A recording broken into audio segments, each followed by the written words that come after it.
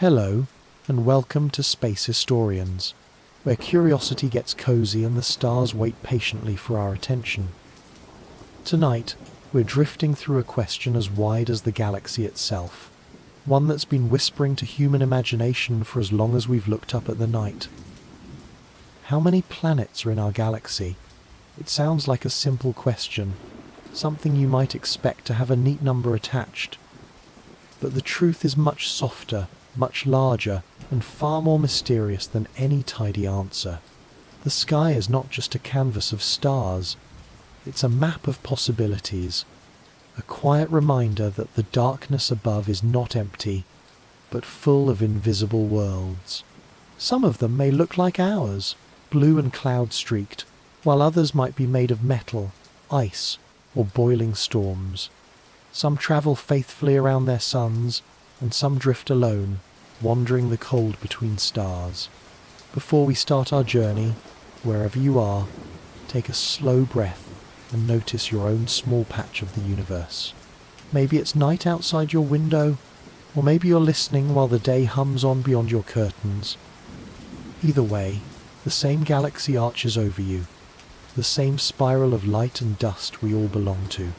Somewhere in that sweep of starlight, countless worlds are turning unseen but not unfelt. If you find this quiet exploration soothing, or it helps your thoughts settle a little, it would mean a lot if you like this video, or subscribe to this sleepy corner of science. It helps others find a bit of calm, too. Now, let's begin. Not with numbers or telescopes just yet, but with the simple act of looking up. Imagine yourself under a truly dark sky, far from the glow of cities. The night is not black. It is alive with light. Thousands of tiny sharp pinpoints are scattered across the darkness, a shimmering dust of silver and blue. For almost all of human history, that is all they were, lights. Decorations, gods, navigational aids, or perhaps small holes poked in the dark curtain of night. But each one is a sun, a real burning star, like our own. And if every star is a sun, the next question becomes almost inevitable. Do they also have planets? This is the journey we embark on tonight, into the quiet abundance of the cosmos. When we stand under a truly dark sky, far from the city lights that wash away the deeper layers of the night, the sight is almost overwhelming. It feels ancient and personal. The darkness is not empty. It is alive with light, thousands of tiny sharp pinpoints scattered across the velvet blackness, a shimmering dust of silver and blue. And for almost all of human history, that is all they were, lights. They were decorations hung on a celestial sphere, perhaps the campfires of gods, navigational aids for sailors crossing silent oceans, or, as some cultures believed, small holes poked in the dark curtain of night, letting a divine, eternal light shine through. We told stories about them. We charted their slow, patient dance across the seasons. We built calendars around their risings and settings, temples aligned to their solstices. But what they were, in their essence, remained a mystery, unknowable. They were cold, distant, and untouchable. They were, quite simply, the stars. And then, slowly, patiently, over centuries of quiet observation and daring thought, a new idea began to take hold. An idea that, at first, must have sounded impossible. An idea that was whispered more than proven. One that was so profound, so disruptive to the old, comfortable order, it was often considered heresy. That idea was this: every single point of light you see is a sun. Not a symbol, not a candle flame, not a hole in the heavens. A sun. A real, burning, nuclear furnace, alive and blazing with energy, just like our own. Each one is a world of its own, enormous beyond comprehension, powerful beyond measure, releasing more energy every second than our entire civilization has ever produced. Our sun, the one that warms our world, paints our skies blue, and gives us life, is just one of them. It is not unique. It is not special in its kind, only in its proximity. It is one in a crowd, a single member of a vast swirling city of hundreds of billions. This is the impossible beginning of our story. This is the hook, the moment our perspective shifted forever, like waking from a dream to find the room is infinitely larger than you thought. Because if every star is a sun, then the next question becomes almost inevitable. A question that hangs, quiet but persistent, in the space between those distant lights. Do they also have planets? For most of our time on this world, the very concept of a solar system meant only ours. There was the sun, the earth, and the familiar family of planets we could see wandering against the fixed stars. Mercury, Venus, Mars, Jupiter, Saturn lined up like different-sized marbles in a classroom diagram. That was the universe, as far as we knew it in detail. Everything beyond that fragile boundary of sunlight, beyond the reach of our immediate neighborhood, was simply sky. The idea that those other suns, those distant, cold-looking stars, could have their own families of worlds, their own companions moving in silent orbits, was speculation. It was a philosopher's guess, a poet's dream, a whisper against the certainty of emptiness. But the question stayed. It lingered in the human mind, resurfacing again and again across cultures and centuries. Were we truly alone? Was our little arrangement of worlds, our familiar pattern of rock and gas and ice, the single, fortunate exception in a galaxy filled with solitary suns? Or was our solar system just one example, one possible blueprint among countless others, a pattern repeated, with variations, again and again across the vast spiraling arms of the Milky Way? Imagine standing in a dark field, centuries ago, perhaps near one of those ancient stone circles built to mark the sun's path, and staring up at that same sky. You would have no instruments beyond your own eyes, no space telescopes collecting light from the edge of time. You would have only your curiosity, your imagination, and the long, quiet patience of the night. The question would be there, palpable in the silence, but the answer would seem forever out of reach, hidden behind a veil of distance too vast to cross. Then, finally, after centuries of building better eyes, sharper tools, larger mirrors, more sensitive detectors, the universe began, slowly, tentatively, to answer. It began to whisper back, and the answer it gave us, confirmed piece by painstaking piece, is, perhaps, the most astonishing, perspective-shattering fact we have ever learned. A fact so large it is difficult to hold steady in the mind. Planets are not rare. They are not the exception.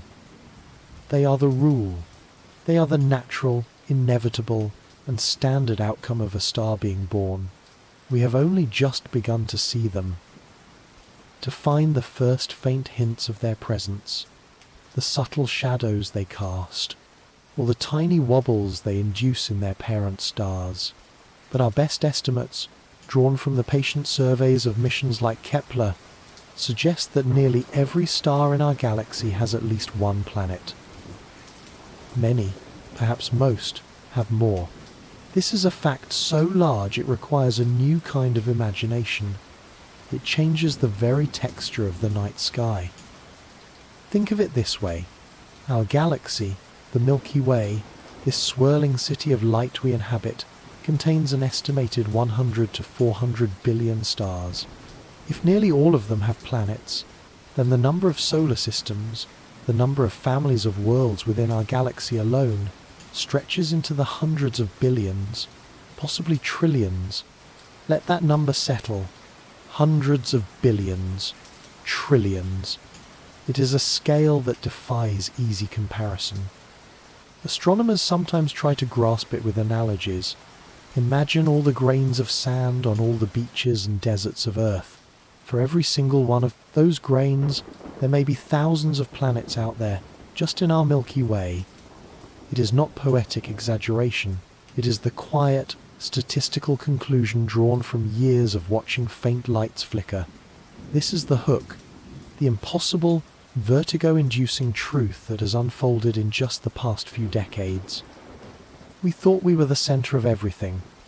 Then we learned we were one planet, orbiting one star.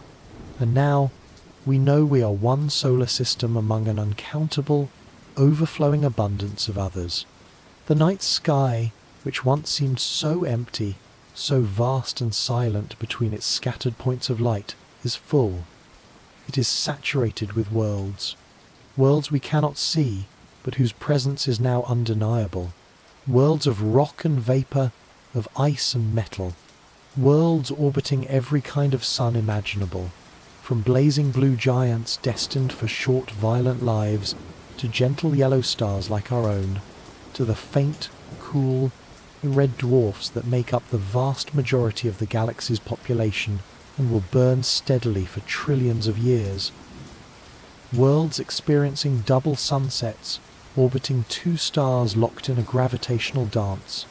Worlds huddled so close to their suns that a year lasts only a few Earth days, their surfaces perpetually scorched.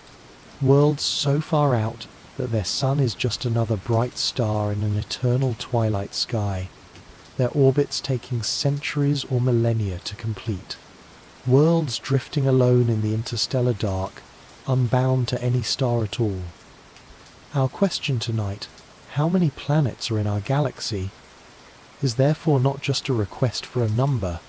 It is an invitation to embark on a journey that changes how we see ourselves and our place in the cosmos. It is the story of how we moved, in just a few short generations, from believing we were a solo act, a single miraculous performance on an empty stage, to realizing we are part of a chorus of billions, perhaps trillions, each voice singing its own quiet, orbital song. So, let's begin that journey. Let's trace the path of that question, from an impossible whisper in the dark rooms of ancient philosophy, to the cautious calculations of early astronomers, to the quiet, revolutionary data streamed back from space telescopes that finally, definitively, gave us an answer. Let's explore the astonishing variety of worlds we have found, the ones we are still searching for, and the profound, humbling reality of what it means to be one of many. The next time you look up at the night sky, let your eyes adjust. Let the darkness deepen, and remember what hides within it. Every faint shimmer you see is a potential neighbor, a distant sun holding its own family close, each one a miniature universe, a story of formation, collision, perhaps even life, waiting patiently to be told. The galaxy is not just above us, it surrounds us, and it is full. Our story begins, as all human stories must, right here, on Earth. It begins not with the cold, hard data of telescopes or the precise calculations of orbital mechanics, but with a feeling as old as consciousness itself, the feeling of being small under a vast, silent, and mysterious sky. For thousands upon thousands of years, long before we built cities or wrote histories, we have stood on this ground, tilted our heads back, and wondered. We are, perhaps uniquely among the creatures of this world, a species that looks up, and in that simple, quiet act of looking up, we have always searched for meaning, for pattern, for connection. The setting for our question, then, is not an observatory dome or a sterile laboratory clean room. It is the dark fields of ancient Mesopotamia, where the first known astronomers charted the slow dance of the heavens, believing the movements of the planets were divine messages, omens written in light. It is the wind-swept plains where stone circles stand, monuments built with immense effort to align with the sun and stars, a testament to a deep primal need to connect our fleeting lives on Earth. with the enduring rhythms of the cosmos. It is the deck of a Polynesian canoe, navigating the vast, empty Pacific by the faint, shimmering light of star paths learned by heart and passed down through generations. For most of our history, the sky was not a place of scientific inquiry. It was a map for our lives. It told us when to plant, when to harvest, when the rains would come, when to celebrate festivals. The stars were our calendar, our compass, and the living canvas onto which we projected our myths, our fears, and our hopes. They were fixed, eternal, seemingly perfect, and at the absolute, unquestioned center of this perfect, celestial sphere was us, Earth. This was the great, comforting story we told ourselves for millennia. The sun, the moon, and the 5 wandering stars we could see with the naked eye, Mercury, Venus, Mars, Jupiter, Saturn, all moved around our world in complex, predictable, divine circles. This was an orderly universe. It had structure, hierarchy, and purpose, and we, humanity, resided at its very heart. Everything revolved around us. Everything was as it should be.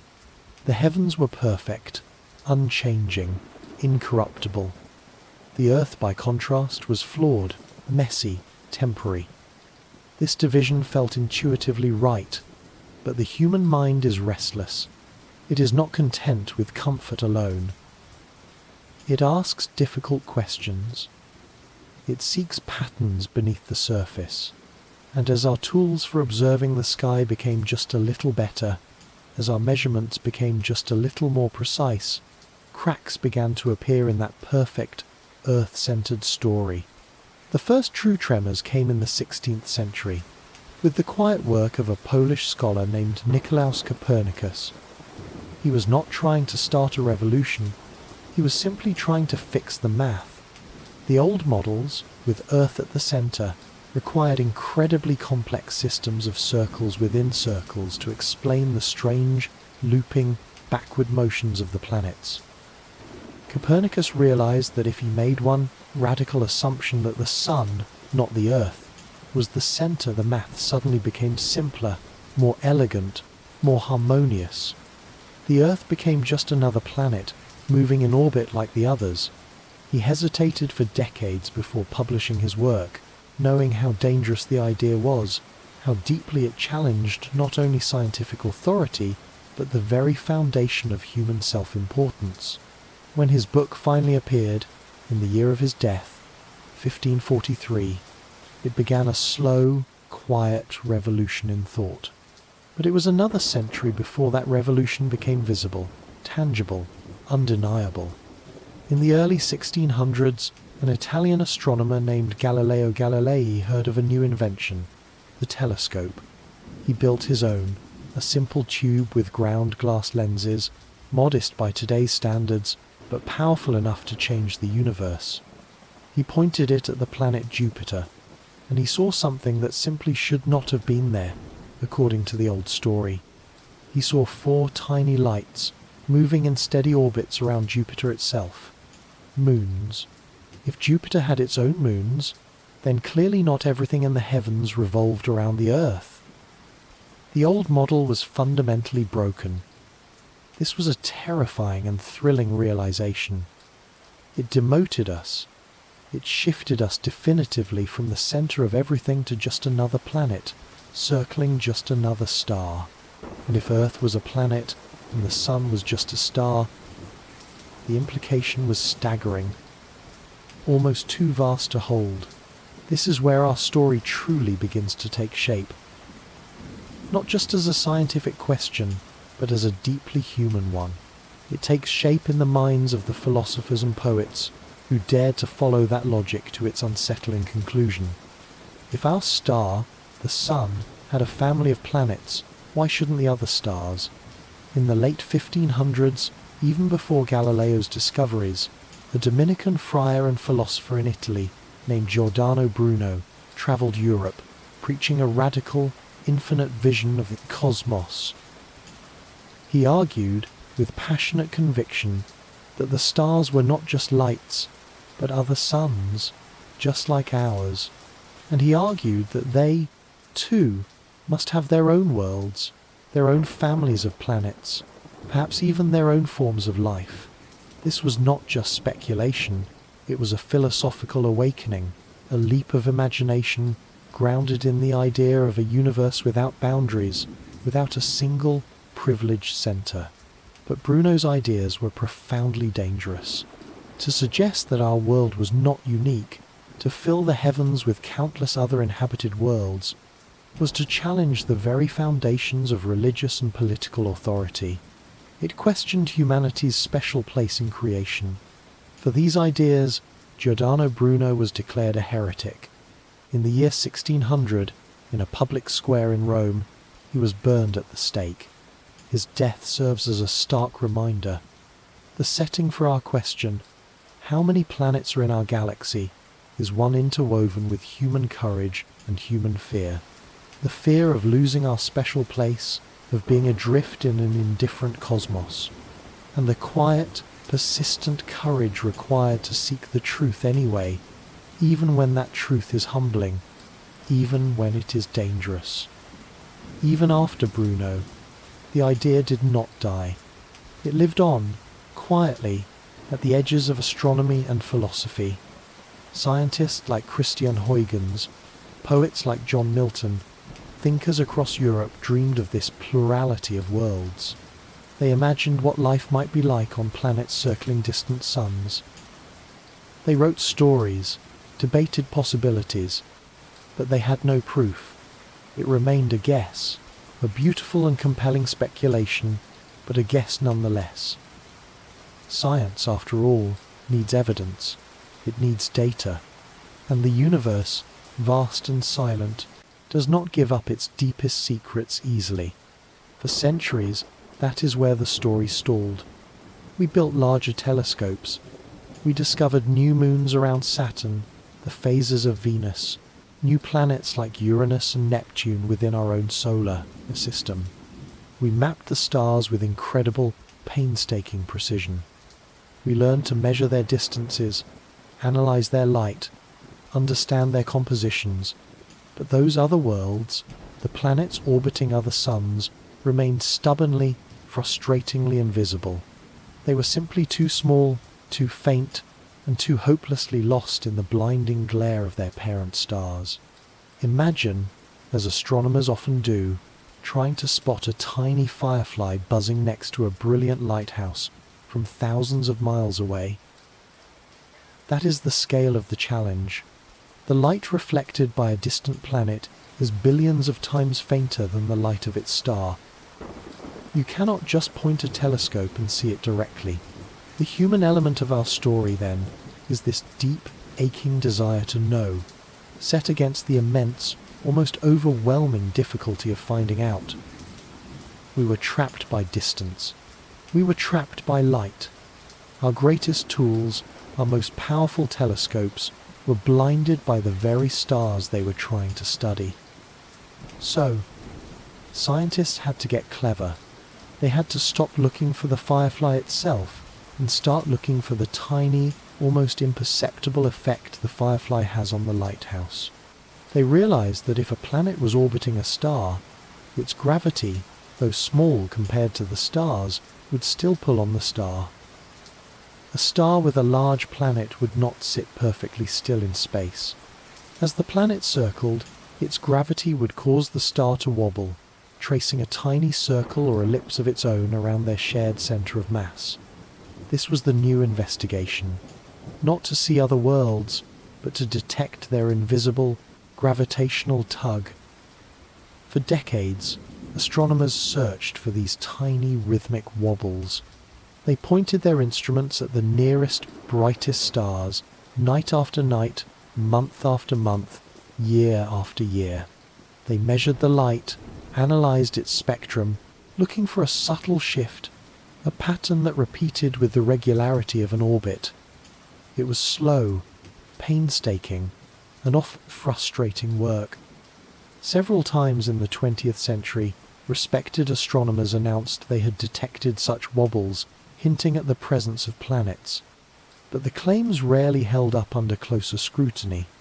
The signals were often too faint, buried in the noise of the star's own natural variations or the imperfections of the instruments. The technology was not quite ready. Science had been burned before by false alarms, leading to a deep sense of caution, almost skepticism, within the field. For a long time, the universe seemed content to keep its secrets. Our solar system felt, once again, like a lonely exception.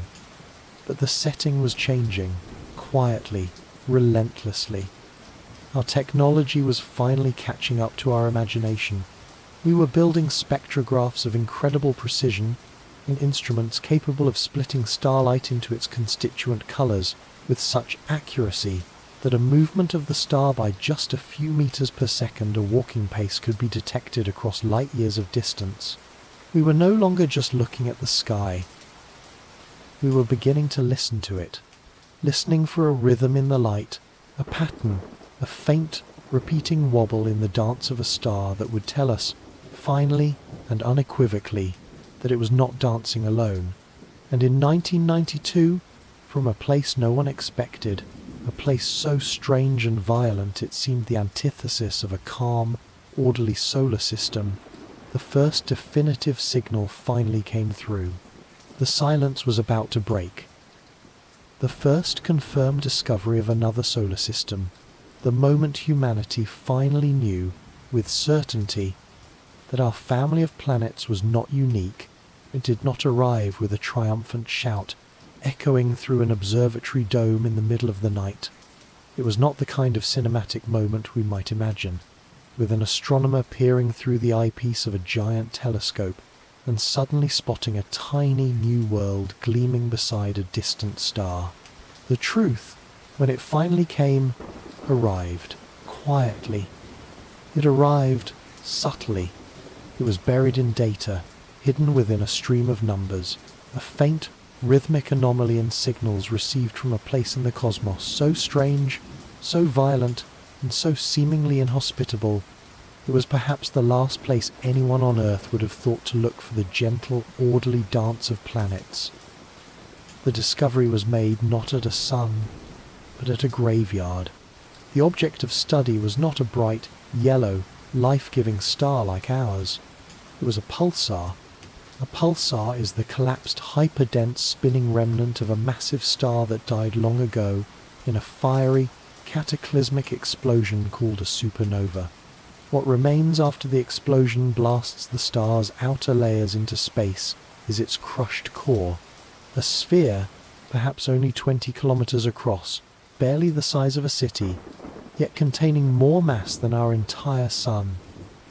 It is a neutron star, an object so dense that its atoms have collapsed, protons and electrons merging into neutrons, packed together with unimaginable force. And these stellar corpses spin.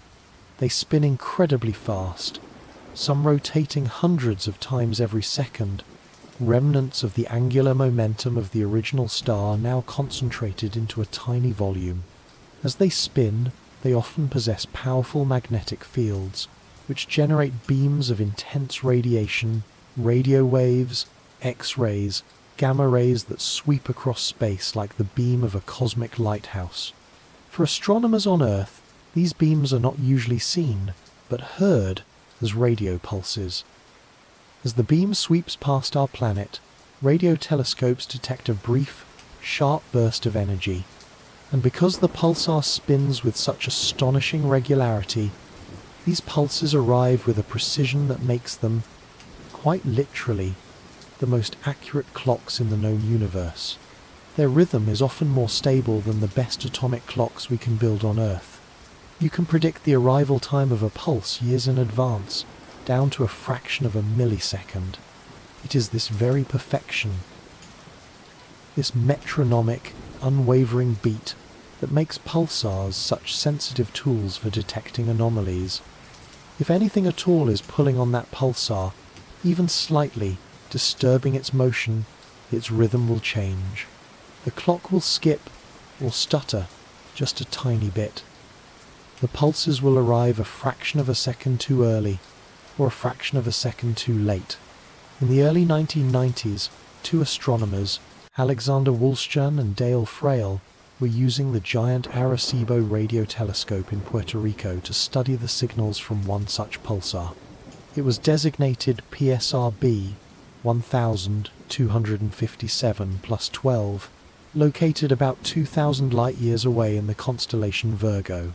It was just another object in their survey, a dead star spinning rapidly, its lighthouse beams sweeping past Earth with what should have been perfect clockwork regularity. Or rather, almost perfect. As Wolszczan analysed the data, he noticed tiny irregularities in the timing of the pulses. They were not arriving exactly when they should. Sometimes they were a few milliseconds early, sometimes a few milliseconds late.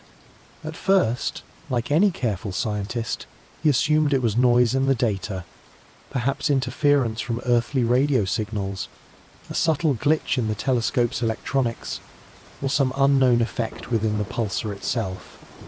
This kind of faint, marginal signal was almost always an error, a ghost in the machine.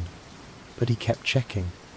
The data was clean, the telescope was functioning perfectly, and as he analysed the timing variations more closely, over months of observation, he saw something astonishing. The irregularities were not random noise at all. They had a pattern. The pulses would arrive progressively earlier for a period, then later, then earlier again, in a complex but steady, repeating cycle. Something was pulling on this dead star. Something unseen was tugging it back and forth, ever so slightly, as it spun. The pulsar was wobbling. When Wolszczan and Frail did the calculations, attempting to model what kind of gravitational influence could produce exactly this complex pattern of timing variations, the answer was unambiguous. The subtle, multi-layered rhythm of the pulsar's wobble could only be explained by the gravitational pull of planets. Not just one planet, but two of them, orbiting the pulsar in steady, predictable paths. Later analysis would reveal evidence of a third, much smaller planet, closer in. This was it. Announced in 1992, this was the first confirmed, undeniable discovery of worlds beyond our own solar system. And they were in the most impossible, the most inhospitable, the most unlikely place imaginable. These were not serene worlds orbiting a gentle yellow sun. They were orbiting the remnant of a stellar apocalypse. They were bathed in radiation so intense it would sterilize any known form of life in an instant. The pulsar itself, with its powerful magnetic fields and high-energy particles, was a source of constant, lethal bombardment. These were not potential homes. They were cosmic curiosities, born or reborn in violence. How did they get there? That became the immediate, profound new mystery. Were they the original planets of the star that had exploded, somehow miraculously surviving the supernova blast that created the pulsar? That seemed almost impossible. The explosion should have vaporized or ejected any nearby worlds. Or were they new worlds? Perhaps they had formed after the supernova, condensing out of a disk of fallback material, the debris from the explosion itself that didn't escape but gathered around the newly formed neutron star. This theory suggested a kind of second genesis, a zombie solar system rising from the ashes of the first. The discovery sparked a profound new set of questions, pushing the boundaries of theories about planet formation and survival. It was a quiet, almost reluctant revelation, delivered not through stunning images, but through the dry, precise language of timing data and mathematical models. Yet it landed within the astronomical community with the force of a thunderclap. For the first time in human history, we knew. We were not alone in having a solar system. The universe was capable of making planets elsewhere. The idea that had been debated by philosophers for millennia, the dream that had cost Giordano Bruno his life, was no longer speculation. It was a measured, confirmed fact. The human response within the scientific community was one of cautious excitement, but also deep puzzlement. Astronomers had spent decades searching for planets around sun-like stars, assuming that was where they would be found. The first definitive discovery, arriving from such an alien and hostile environment, felt almost like a cosmic joke, a reminder that nature rarely conforms to human expectations, and if planets could exist here, in the cold, irradiated graveyard of a dead star orbiting a rapidly spinning neutron core, then where couldn't they exist? The calm of our old assumptions was broken. The universe was far stranger, far more resilient, and far more creative in its methods of world-building than we had ever dared to believe. The pulsar planets were not just objects, they were messengers. They told us that the processes of planet formation, or perhaps reformation, were robust, capable of operating even under the most extreme conditions imaginable. The hunt for other worlds, the quest that had been driven for so long by hope and theoretical possibility, was suddenly grounded in reality. It was no longer a philosopher's dream. It was real. The silence had been broken, not by a shout, but by the almost imperceptible stutter of a cosmic clock, ticking billions of kilometers away in the dark. The door had been opened, just a crack, revealing that the galaxy held secrets far stranger and more wonderful than we knew. The discovery of the pulsar planets in 1992 was, in purely scientific terms, a monumental event. It was the moment humanity crossed a threshold, moving from millennia of speculation to the certainty of measurement. For the first time, we knew that our solar system was not the only one. Yet, the human response, both within the wider public and even within much of the astronomical community, was not one of immediate, unbridled celebration.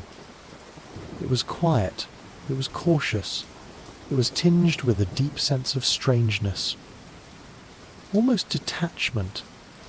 After all, these were not worlds in the way we had dreamed of them for centuries. They were orbiting a dead star, a tiny spinning neutron core left over from a supernova, an object blasting out lethal radiation. It was a zombie solar system, born or reborn from cosmic catastrophe. It proved a crucial point that planets could exist elsewhere, but it lacked romance. It didn't feel like finding a neighbor. It felt more like uncovering a fascinating, but perhaps disturbing, anomaly from a cosmic horror story. It didn't make front-page headlines or inspire poetic reflections in the way one might have imagined the first discovery of other worlds would. Furthermore, astronomers, as a community, had learned the hard way to be skeptical. The search for planets beyond our sun had been a long one, haunted by decades of false alarms and retracted claims.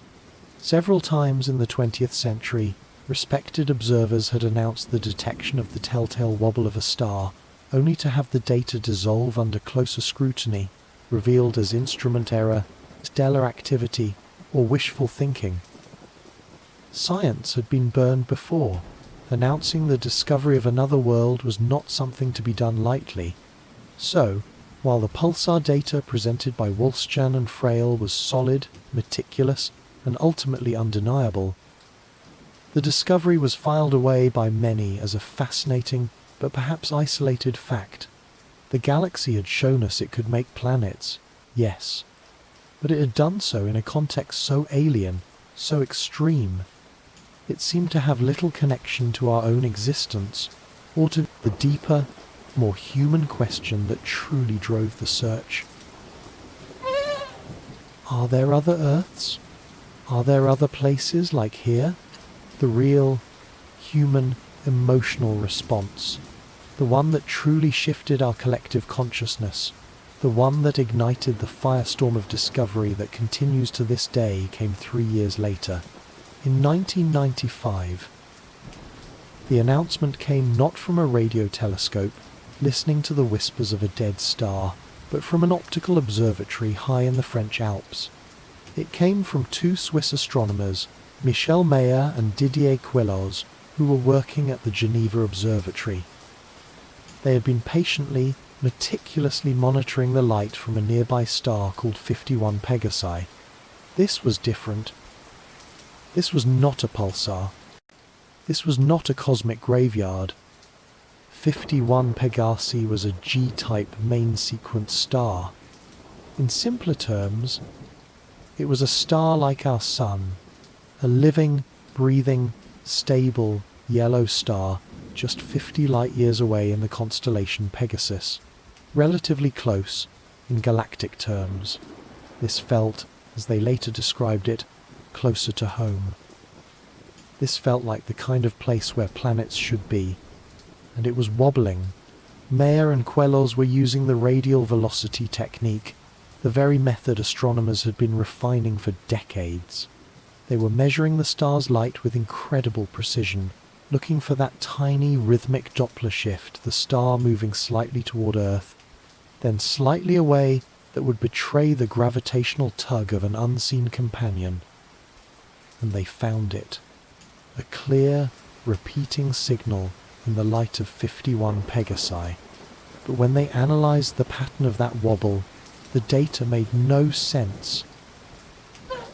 It was impossible. It defied everything they thought they knew about how solar systems form. The star's light was shifting back and forth in a steady rhythm, proving something was orbiting it.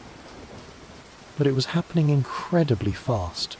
The pattern revealed a planet, a massive one, at least half the mass of our own Jupiter.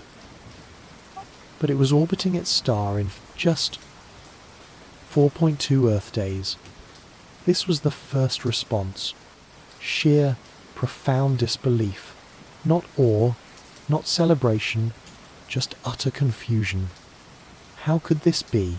The planet, quickly designated 51 Pegasi b, was orbiting its star at a distance of only about 8 million kilometers. That is 8 times closer than Mercury orbits our Sun. At that proximity, the planet's atmosphere was being scorched, blasted by stellar radiation, with estimated surface temperatures hot enough to melt metal, perhaps thousands of degrees Celsius. This planet simply should not have existed, at least, not there. For our entire scientific history, we had only one blueprint for how a solar system worked. Our own, and our blueprint seemed clear, logical, and universal.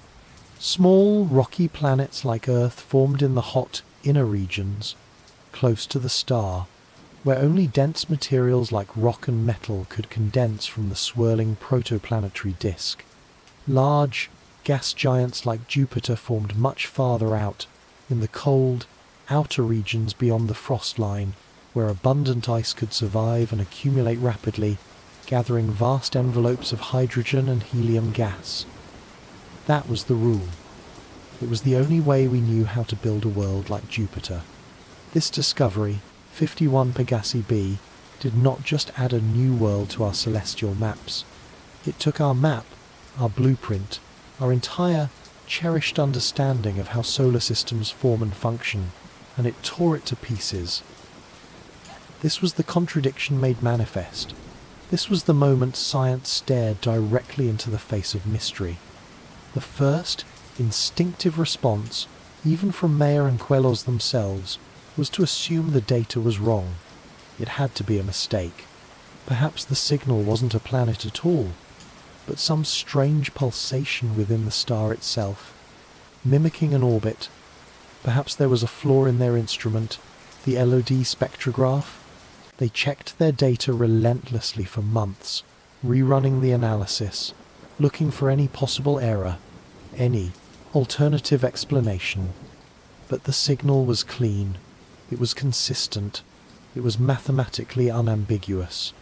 It repeated, night after night, with perfect 4-day regularity. The wobble was real.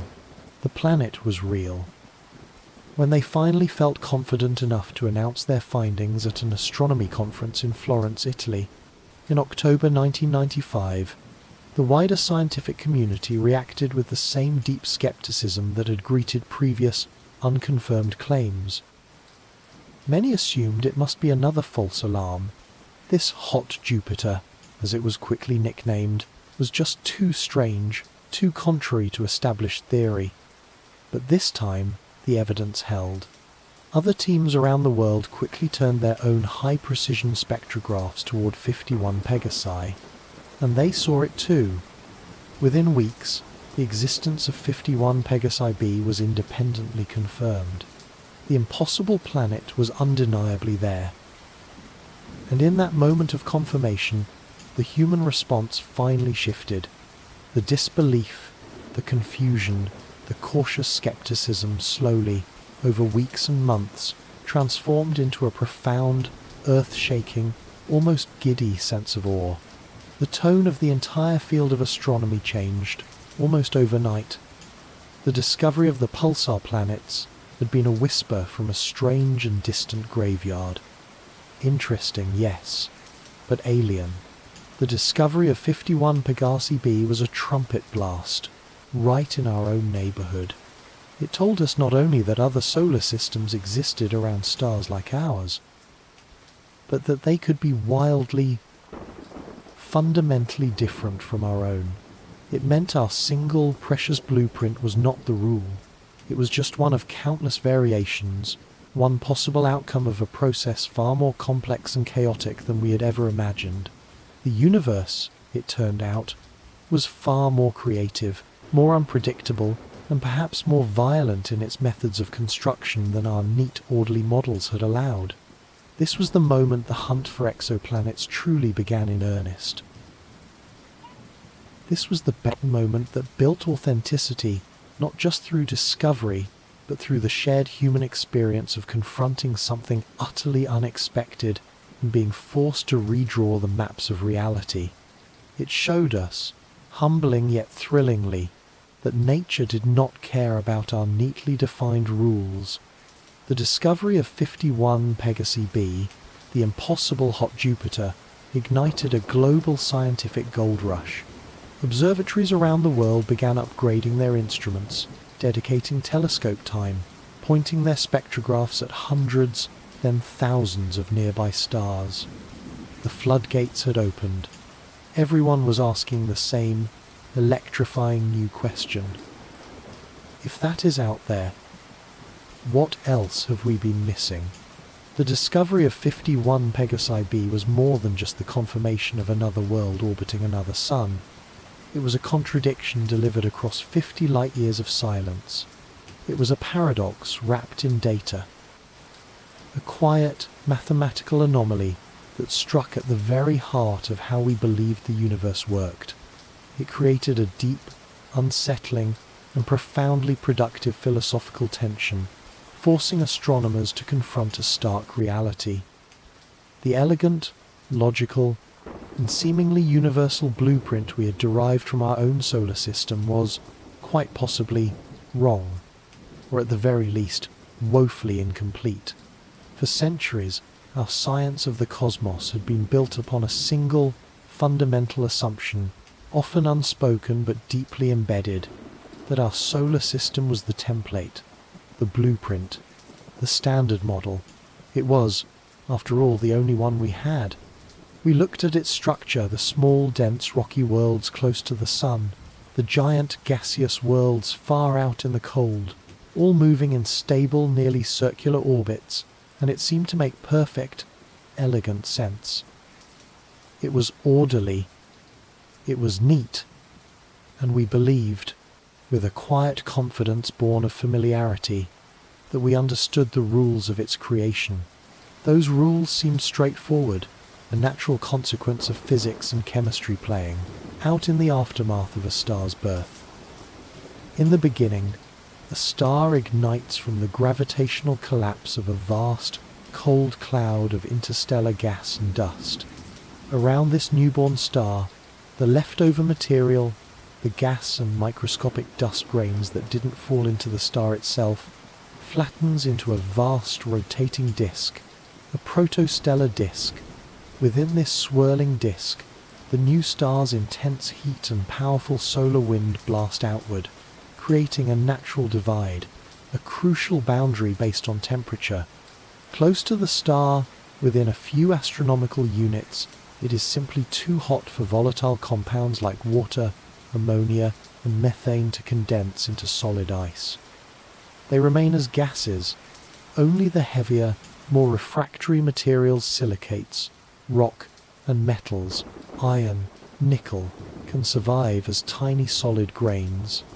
Because these rocky and metallic materials are relatively rare in the cosmic mixture, the planets that form here, through the slow, patient process of dust grains sticking together, growing into pebbles, then boulders, then planetesimals, grow relatively slowly and remain small and dense. This, we believed, was the clean, clear origin story of the inner terrestrial worlds, Mercury, Venus, Earth, and Mars. Then, farther out in the disk, beyond a critical distance known as the frost line or snow line, the universe changes. Here, it is cold enough, typically below about -100 degrees Celsius, for all those abundant volatile compounds, water, methane, ammonia, to freeze into solid ice grains. Ice, unlike rock and metal, is incredibly plentiful, making up a large fraction of the disk's solid material. This abundance of solid building material, combined with the fact that icy grains are stickier than dry rock, allows planetary cores to form much more quickly and grow much larger in the outer regions.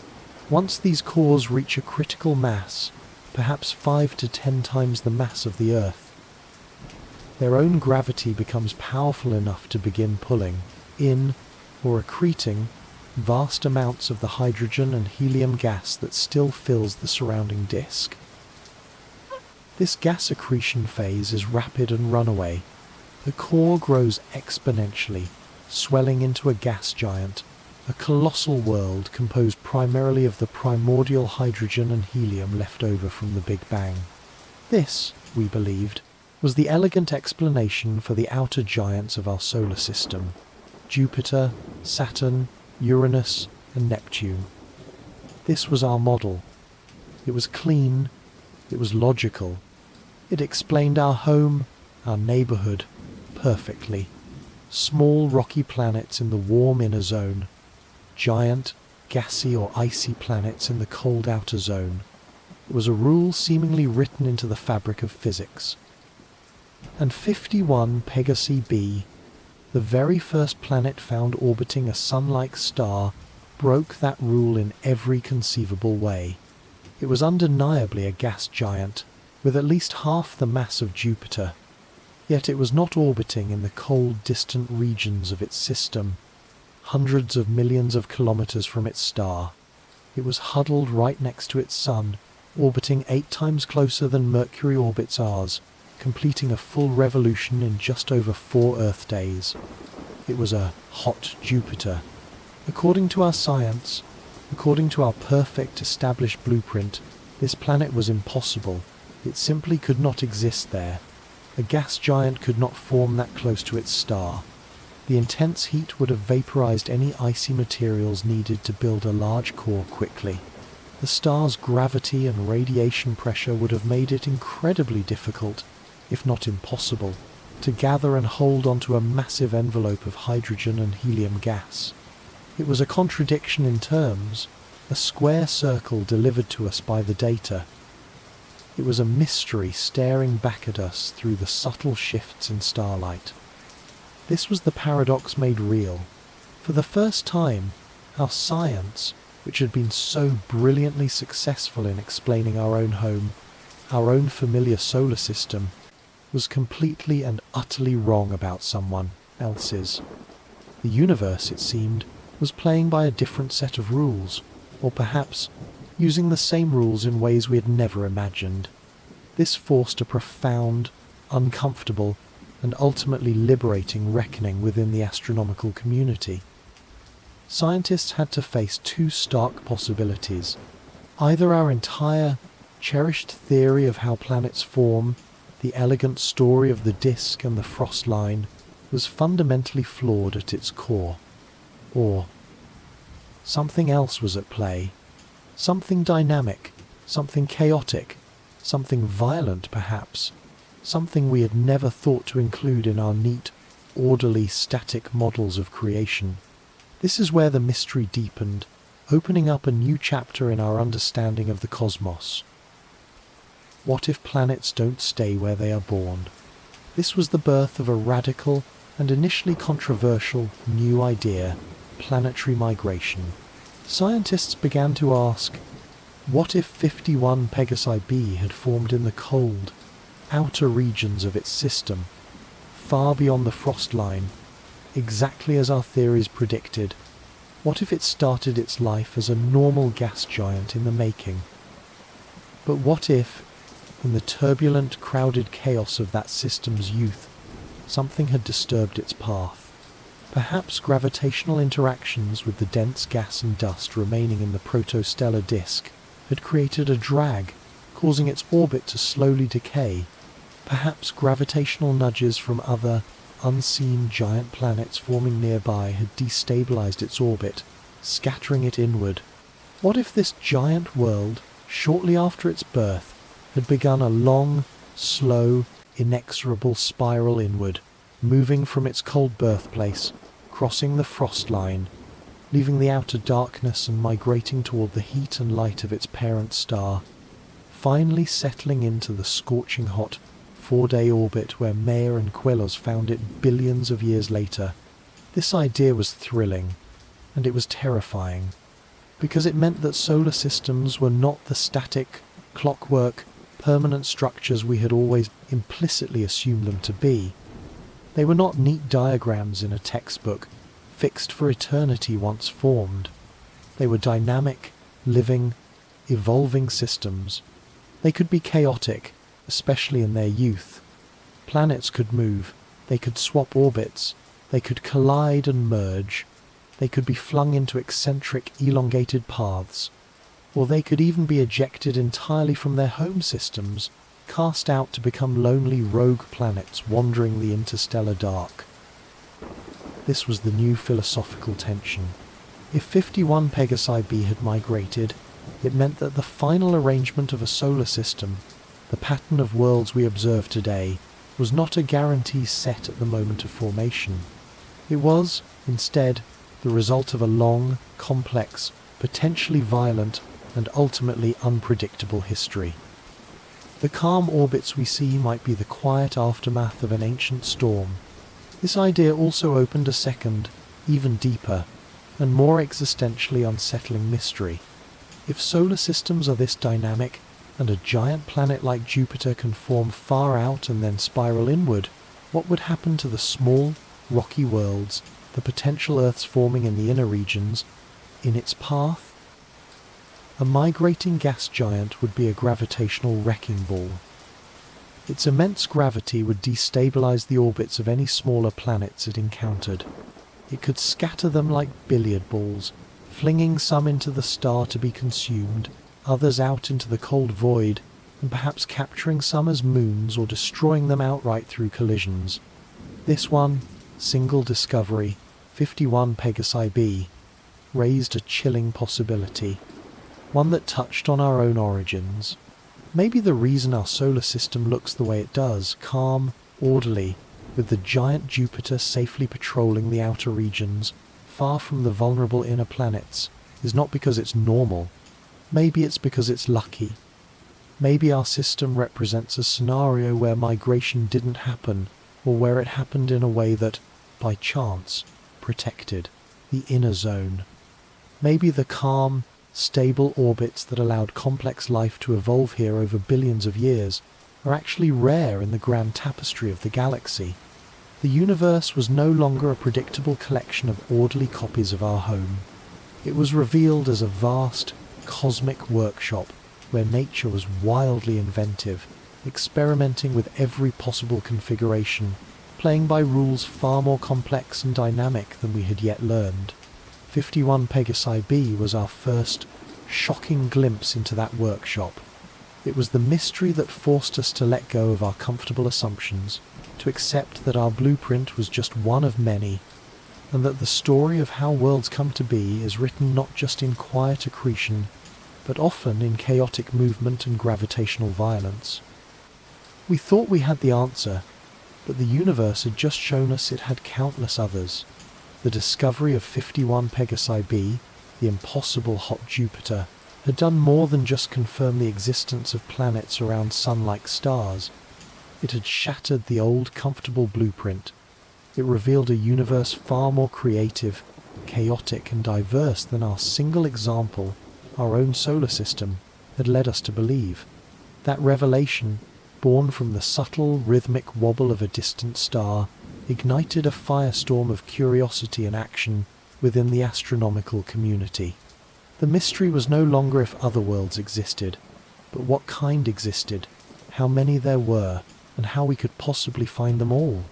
The investigation began immediately, fueled by the confirmation that the radial velocity technique, the patient measurement of a star's Doppler shift, actually worked for sun-like stars. Teams around the world raced to refine their instruments, build more precise spectrographs, and secure precious time on large telescopes. The hunt was on, and in the years immediately following 1995, the discoveries began to trickle, then flow. More hot Jupiters turned up, giant planets orbiting their stars, and in mere days or weeks, confirming that 51 Pegasi b was not a freak occurrence, but the first example of a whole new class of worlds. Astronomers found planets in eccentric, elongated orbits, unlike the nearly circular paths of our own system, hinting at violent gravitational histories, perhaps past collisions or near ejections. They found systems with multiple giant planets locked in complex gravitational resonances. Each discovery added a new brushstroke to the emerging portrait of the galaxy, and each one seemed to emphasize diversity over uniformity. The quiet, orderly clockwork of our solar system began to look less like the rule, and more like one possible outcome among countless others. But as the catalogue of these new worlds grew, a subtle bias became increasingly apparent. The planets being found were almost all giants. They were massive worlds, like Jupiter or Saturn, often orbiting relatively close to their stars. Why? Because they were the easiest to find. The radial velocity method relies on detecting the wobble of the star.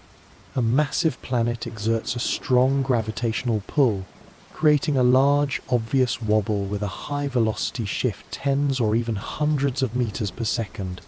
A smaller planet, like Earth, exerts a pull that is thousands of times weaker. Its effect on the star is minuscule, inducing a wobble of only a few centimeters per second, a speed slower than a walking pace. Detecting such a tiny signal was, for a long time, simply beyond the capability of the instruments. It was lost in the noise, the natural fluctuations of the star's own atmosphere, the subtle jitters of the telescope, the inherent limitations of the spectrographs themselves. We were, in essence, only hearing the loudest members of the cosmic orchestra, the booming bass notes of the giant planets. We were finding the monsters. But the real question, the one that hummed quietly beneath all of human history, the one that Giordano Bruno had died for, was not, are there other Jupiters? The deeper, more profound question was, are there other Earths? Are there other small rocky worlds orbiting at gentle distances, where water could flow and life, perhaps, could find a foothold? For that question, the wobble method seemed to have hit a wall. Our investigation needed a new tool, a new approach.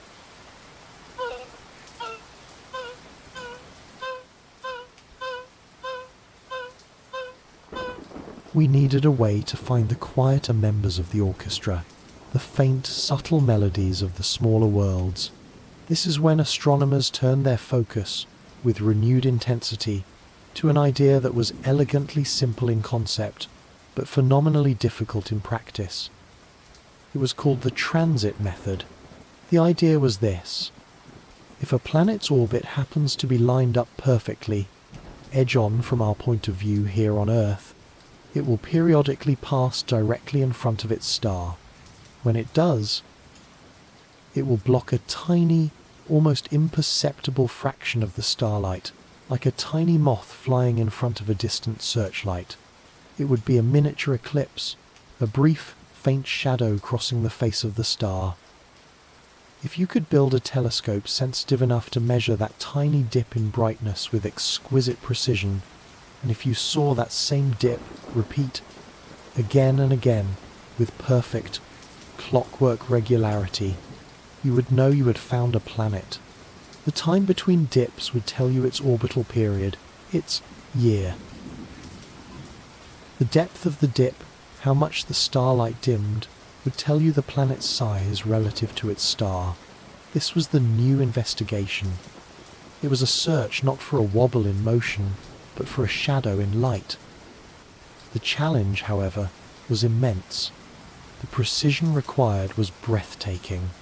A Jupiter-sized planet, crossing a sun-like star, would block about 1% of the light.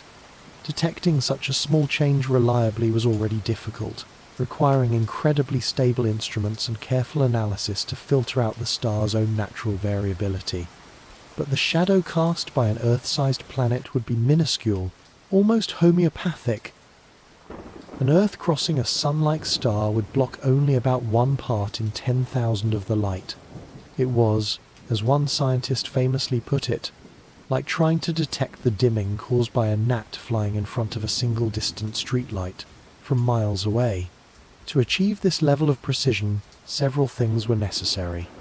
First, you needed a telescope that was incredibly stable, free from the blurring and twinkling effects of Earth's atmosphere, which constantly distorts starlight and would drown out such a tiny signal. This meant the telescope had to be in space. Second, the telescope couldn't just glance at stars, taking brief snapshots. It had to stare. It needed to fix its gaze on one single patch of sky, containing thousands of stars, and monitor their brightness continuously, without blinking, without interruption, for years. Why? Because transits are rare events. For a planet in an Earth-like orbit around a sun-like star, a transit happens only once per year, and lasts only a few hours. To be certain you've found a planet, you need to see at least 3 of these perfectly timed, identical dips to establish a reliable pattern. This meant the telescope had to watch patiently, diligently, for long enough to catch those fleeting shadows multiple times. This was the action that turned our curiosity into one of the great astronomical explorations of our time. This was the genesis of NASA's Kepler Space Telescope. Kepler was a machine born from this challenge, designed for this single, profound mission. To determine how common Earth-sized planets are in the habitable zones of stars like our Sun. It was not intended to study individual systems in detail, but to conduct a statistical census, a demographic survey of a representative slice of the galaxy. It was launched in 2009, not into orbit around the turbulent Earth, but into a stable, Earth-trailing orbit around the Sun, drifting slowly behind our planet. This unique orbit kept it away from Earth's heat, light, and gravitational interference, allowing it to maintain the extreme pointing stability required for its mission. Its target was a single, carefully chosen patch of sky in the constellations Cygnus and Lyra. It was an area rich in stars, deliberately pointed away from the plane of our solar system to avoid interference from asteroids and other local bodies. The field of view was relatively small, about the size of your open hand held at arm's length, but within that one tiny window, there were over 150,000 target stars. Kepler's mission plan was elegantly simple. Stare at those 150,000 stars, all at once, continuously, for at least 4 years. Its sensitive photometer would measure the brightness of each star with exquisite precision, taking readings every 30 minutes, searching for those tiny, repeating, transit-like dips. The spacecraft itself was a marvel of stability and precision. It carried a large 95-centimeter primary mirror, feeding light onto an array of 95 million pixels, the largest camera ever flown in space at the time. Its pointing system could hold its gaze steady to within a few thousandths of a degree for months on end. By the end of its planned mission, Kepler would provide the first statistically robust answer to the question that had haunted humanity for centuries. It would tell us, based on its sample, what fraction of stars in our galaxy have planets, how many of those are large, how many are small, and, most importantly, it would give us our first real estimate of Eta Earth. Eta is less than sub, is greater than Earth is less than sub, is greater than the frequency of Earth-sized planets orbiting within the habitable zones of their stars. The investigation, which had begun with the subtle wobble of 51 Pegasi, had now culminated in this. A dedicated, unblinking eye sent into the quiet of space, designed specifically to find the shadows of other Earths. The instrument was in place. The long watch was about to begin.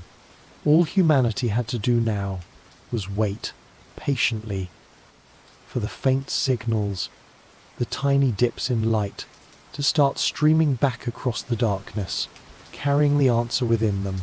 For 4 years, the Kepler Space Telescope drifted silently in its Earth-trailing orbit, its unblinking eye fixed on that one small, unremarkable patch of the cosmos between the constellations Cygnus and Lyra. It watched, without interruption, the steady light of over 150,000 stars. It was a mission of profound patience, a quiet, technological meditation performed across hundreds of millions of kilometers.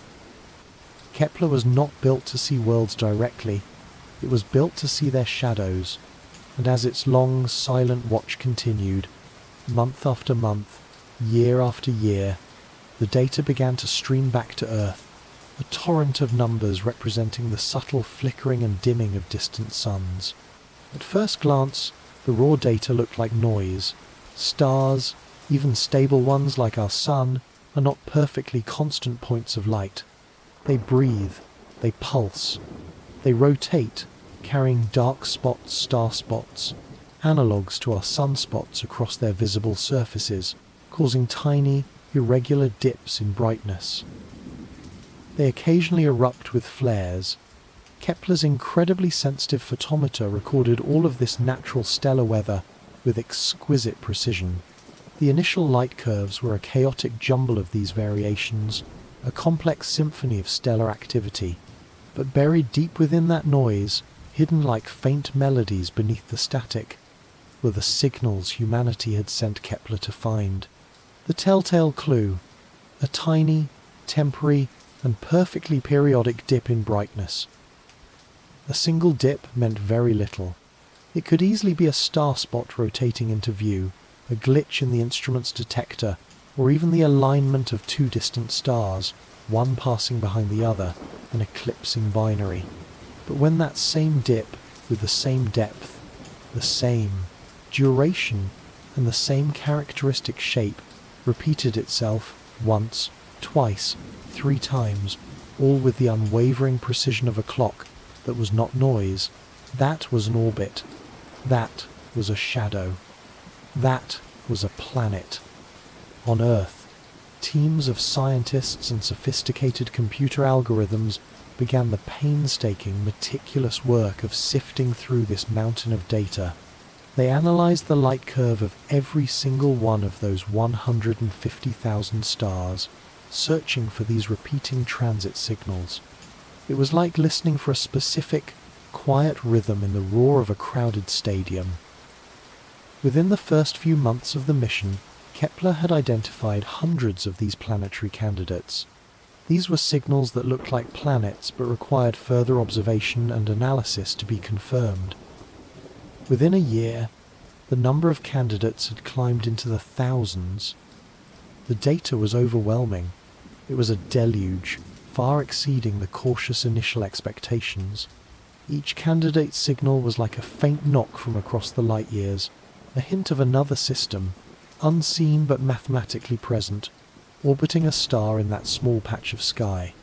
These clues and fragments pouring in from Kepler were doing far more than just confirming that planets existed beyond our solar system. The earlier radial velocity discoveries had already established that.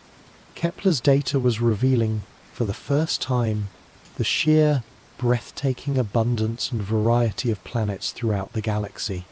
The data began to paint a statistical portrait of the Milky Way, and it was a picture no one had ever seen before. Thousands upon thousands of potential worlds revealed themselves in the subtle flickering of starlight. As astronomers worked tirelessly to validate these candidates using ground-based telescopes to rule out false positives like background eclipsing binary stars, the confirmed planet count soared. The message embedded in this flood of data became statistically irrefutable. Planets are not rare. They are not cosmic exceptions, sprinkled sparingly through the void. They are, in fact, practically guaranteed. The data strongly indicated that, on average, there is at least one planet for every star in the galaxy. Many stars, perhaps most, likely host multiple planets. The galaxy, which had once seemed like a vast, dark ocean sparsely dotted with island stars, was revealed to be teeming with hidden archipelagos, overflowing with unseen worlds. The quiet between stars wasn't empty, it was just dark. And the types of worlds Kepler found were, perhaps, even more revolutionary than their sheer numbers. The data became a torrent, and it began to reveal a cosmic zoo of planetary architectures, many of which had no analogue in our own solar system. We had expected, perhaps naively, to find systems like ours. Small rocky worlds close in, gas giants far out. Kepler showed us that nature is far more imaginative. The most common type of planet Kepler detected, the most frequent size of world in our galaxy based on its sample, is a class called a super-Earth. These are planets larger and more massive than Earth, but significantly smaller and less massive than Neptune. They might be primarily rocky, perhaps with deep global oceans, or possess thick, hydrogen-rich atmospheres. Whatever their exact nature, they are everywhere. Our own solar system, by not having a super-Earth way jump straight from Earth, Venus size to Uranus, Neptune size, suddenly looked a little less normal, perhaps even unusual. Kepler also found vast numbers of mini-Neptune's planets smaller than Neptune but larger than super-Earths, likely possessing deep atmospheres of hydrogen and helium over rocky or icy cores. These, too, appear to be incredibly common across the galaxy. And then there were the smaller worlds. Kepler's precision was astonishing. It began to find planets the size of Earth, and even smaller, down to the size of Mars or Mercury. These were the clues we had truly been searching for. The signals that spoke most directly to our ancient questions about other Earths. As astronomers analysed the timing and duration of the transits, new and unexpected system architectures emerged from the data. We found systems that seemed impossibly compact, with multiple planets huddled incredibly close to their star, orbiting faster than Mercury orbits our Sun.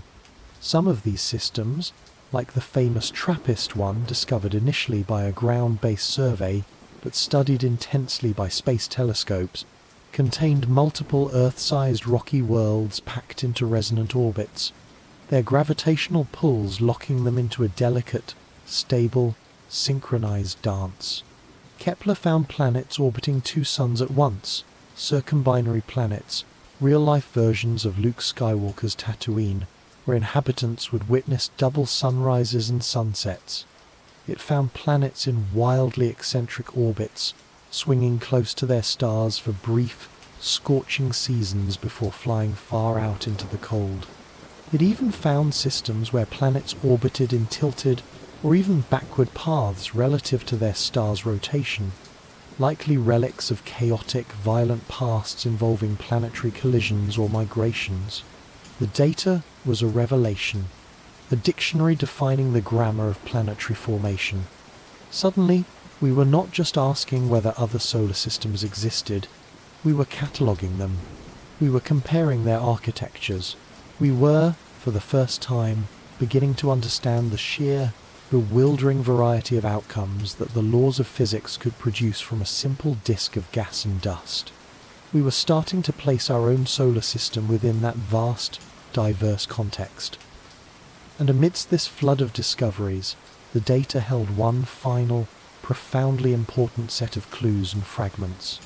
As scientists sorted through the thousands of candidate planets, carefully calculating their sizes and orbital distances, they began to find them in the Goldilocks zone. This is the temperate region around a star, not too hot and not too cold, where the level of stellar energy received is just right for liquid water, the essential ingredient for life as we know it to potentially exist on a planet's surface. In 2011, the Kepler team announced the confirmation of Kepler-22b. It was a planet roughly 2.5 times the size of Earth, a super-Earth orbiting a star very much like our Sun, and its orbit placed it squarely within the optimistic boundaries of its star's habitable zone. It was not necessarily habitable, its true nature was unknown, but it was the first solid candidate of its size found in that crucial region. It was a landmark, a signpost indicating that such worlds were not just theoretical possibilities, but were actually out there, waiting to be found. Soon, others followed, each discovery refining the statistics. Kepler 186f, announced in 2014, was the first truly Earth-sized planet found orbiting in the habitable zone of its star, albeit a cooler, dimmer red dwarf. Then came Kepler 452b in 2015, a slightly larger cousin to Earth, about 60% wider, orbiting a Sun-like star in a year very similar to ours, hailed as perhaps the most analogous world found to date. Hundreds more candidates in habitable zones have been identified since. This was the data that arguably changed history, or at least our perception of it. For centuries, we had wondered if there were other Earths. Philosophers had dreamed of it. Scientists had hypothesized it. Science fiction had vividly imagined it. Now, the relentless, patient data from Kepler's long, quiet stare gave us the answer, written in the subtle language of dimming starlight. Yes, they are out there. Potentially habitable worlds are not rare flukes of nature, they are common. Based on Kepler's statistics, astronomers now estimate there could be tens of billions of Earth-sized planets residing in the habitable zones of stars throughout our Milky Way galaxy alone. Our world is just one among billions of possibilities. The clues and fragments gathered by Kepler assembled themselves into a mosaic, a picture of a galaxy not empty and waiting, but already full, already teeming with the potential for existence in countless, unseen corners. The data pouring back from the Kepler Space Telescope was more than just a confirmation of abundance. It was a revolution in understanding. It wasn't just adding planets to a list. It was fundamentally rewriting the rules of what a solar system could even be. The neat, orderly model derived from our own neighborhood, small rocky worlds close in, large gas giants far out, all moving in stable, nearly circular orbits, was proving to be not a universal blueprint, but merely one possible outcome, and perhaps not even the most common one. As the sheer variety of worlds and system architectures emerged from Kepler's unblinking stare, the human mind, which craves order and simplicity, had to divide. Old, comfortable theories, built upon the single example we knew, had to be stretched, adapted, or abandoned altogether. A new, wilder, more chaotic reality began to take shape, forcing scientists to embrace a cosmos far more imaginative and inventive than they had ever dared to conceive. The universe, it seemed, was a vast cosmic laboratory, running every conceivable experiment in planetary formation, and the results were coming in. One of the first, and perhaps most stunning, theoretical shifts forced by the data was the confirmation of something long relegated to the realm of science fiction. A planet orbiting two suns. For decades, We had imagined standing on a world like Luke Skywalker's fictional home, Tatooine, watching a double sunset paint the alien sky. It was a beautiful, evocative image, but most astronomers considered such systems unlikely, perhaps even impossible, as stable hosts for planets. The complex, ever-shifting, gravitational dance between two stars locked in orbit around each other would, in theory, create zones of instability. A forming protoplanetary disk might be torn apart before planets could coalesce, or, even if planets managed to form, their orbits would likely be chaotic, prone to disruption or ejection into the cold darkness of interstellar space. Stability, it was thought, required the simplicity of a single central star. And then, Kepler found Kepler 16b. Announced in 2011, it was the first definitive, unambiguous discovery of a circumbinary planet, a world orbiting both stars of a binary system. The two stars, smaller and cooler than our Sun, orbited each other closely, and around both of them, farther out, circled a planet roughly the size of Saturn. It was a real-life Tatooine, albeit a cold, gaseous one. The discovery was a triumph of observation over theoretical expectation. Nature, it turned out, doesn't shy away from complexity. It finds ways to make it work. Suddenly, a whole new category of solar systems was unlocked, theoretically and observationally. We now know of many such circumbinary planets, demonstrating that planet formation can indeed occur and persist, even in the complex gravitational environment of a double star system. From the surface of such worlds, the sky would be truly alien. Two suns would rise and set, sometimes close together, sometimes far apart, their combined light casting shifting shadows, creating seasons driven not just by axial tilt, but by the intricate waltz of three bodies in space. This discovery forced theorists back to their models, refining their understanding of how disks evolve and orbits stabilize in binary systems. The impossible had become just another part of the cosmic zoo. This zoo, revealed by Kepler's data, contained creatures of every imaginable shape and form. As the telescope stared, it found systems that were the complete opposite of our sprawling solar system. Not vast and widely spaced, but impossibly compact, like miniature clockworks wound tightly around their central stars. The most famous example of this is a system called TRAPPIST-1. Located just 40 light-years away, the star itself is tiny, an ultra-cool red dwarf, barely larger than Jupiter, emitting only a faint, cool light. Yet, orbiting this diminutive star are at least 7 rocky planets, all roughly the size of Earth. The truly astonishing part is their spacing. All 7 of these worlds are packed into orbits smaller than Mercury's orbit around our Sun. They are huddled incredibly close to their star and to each other. A year on the innermost planet lasts only 1.5 Earth days. Even the outermost takes just over 18 days to complete its circuit. If you were standing on the surface of one of these worlds, the others would not appear as distant points of light in the night sky. They would loom large, appearing bigger than our own moon, their phases changing rapidly, their surface features potentially visible across the relatively small interplanetary distances. But this discovery, too, presented a profound contradiction, a challenge to established theories. How could such a system possibly be stable? With so many planets packed so closely together, their mutual gravitational interactions should be immense. According to classical models, they should quickly perturb each other's orbits, leading to collisions or ejections within a cosmically short timescale, perhaps only millions of years. Yet the TRAPPIST-1 system is billions of years old. How did it survive? The data itself held the clue, revealing a beautiful, elegant, new theoretical understanding: orbital resonance. The planets of TRAPPIST-1 are not randomly placed. They are locked in a perfect, stable, gravitational harmony, a chain of interconnected orbits.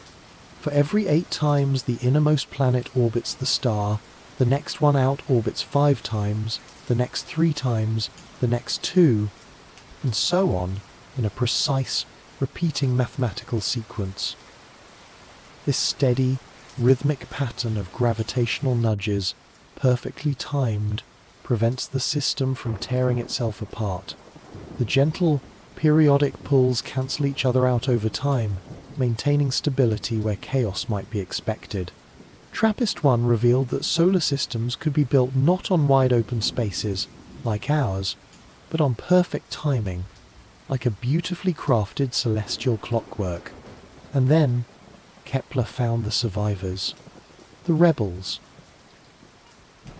the systems that bore the scars of a violent past.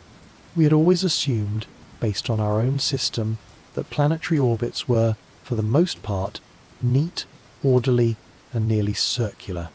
But the Kepler data, combined with ongoing radial velocity surveys, revealed a significant population of planets in wildly eccentric, elongated orbits. These are worlds that follow paths like stretched-out rubber bands, swinging in incredibly close to their stars for a brief, scorching periastron passage before flying far out into the frozen darkness for the long winter of their apastron, only to fall back in again centuries or millennia later. We even found planets orbiting in planes highly tilted relative to their star's equator, or, most bizarrely, orbiting backwards, retrograde, moving in the opposite direction to their star's spin. These systems told a completely different story, not one of quiet, orderly formation from a flat spinning disk, but one of a violent and chaotic past. These are the likely battle-scarred solar systems. They are the survivors of dramatic gravitational upheavals that likely occurred early in their history. Perhaps giant planets migrated, scattering smaller worlds in their wake. Perhaps close encounters with passing stars disrupted the original orbital architecture. Perhaps planetary collisions occurred, shattering some worlds and flinging others onto new, tilted, or eccentric paths. These systems are the fossils of ancient catastrophes, their strange orbits preserving the memory of a time when the system was far from equilibrium. This is where our minds, trained on the calm example of our own solar system, truly had to divide. We had to confront the unsettling possibility that our home, with its stable, nearly circular orbits, its clear division between inner rocky and outer giant planets, and its relatively peaceful spacing, might not be the galactic norm at all. Our calm little corner of the Milky Way might actually be the exception, a fortunate island of stability in a galaxy often shaped by migration, collision, and chaos. The old theory, the single, simple blueprint derived from the only example we knew, was gone. It dissolved in the face of Kepler's relentless, unbiased data stream. The new reality was that there appears to be no single blueprint. There is, instead, a vast, creative, and unending cosmic experiment, playing out across billions of star systems. Nature, it seems, explores every possible configuration that the laws of physics will allow. It builds compact, resonant clockworks. It builds chaotic, eccentric survivors. It builds stable, Tatooine-like worlds around pairs of suns. And it builds quiet, orderly systems like ours. The theories had to adapt.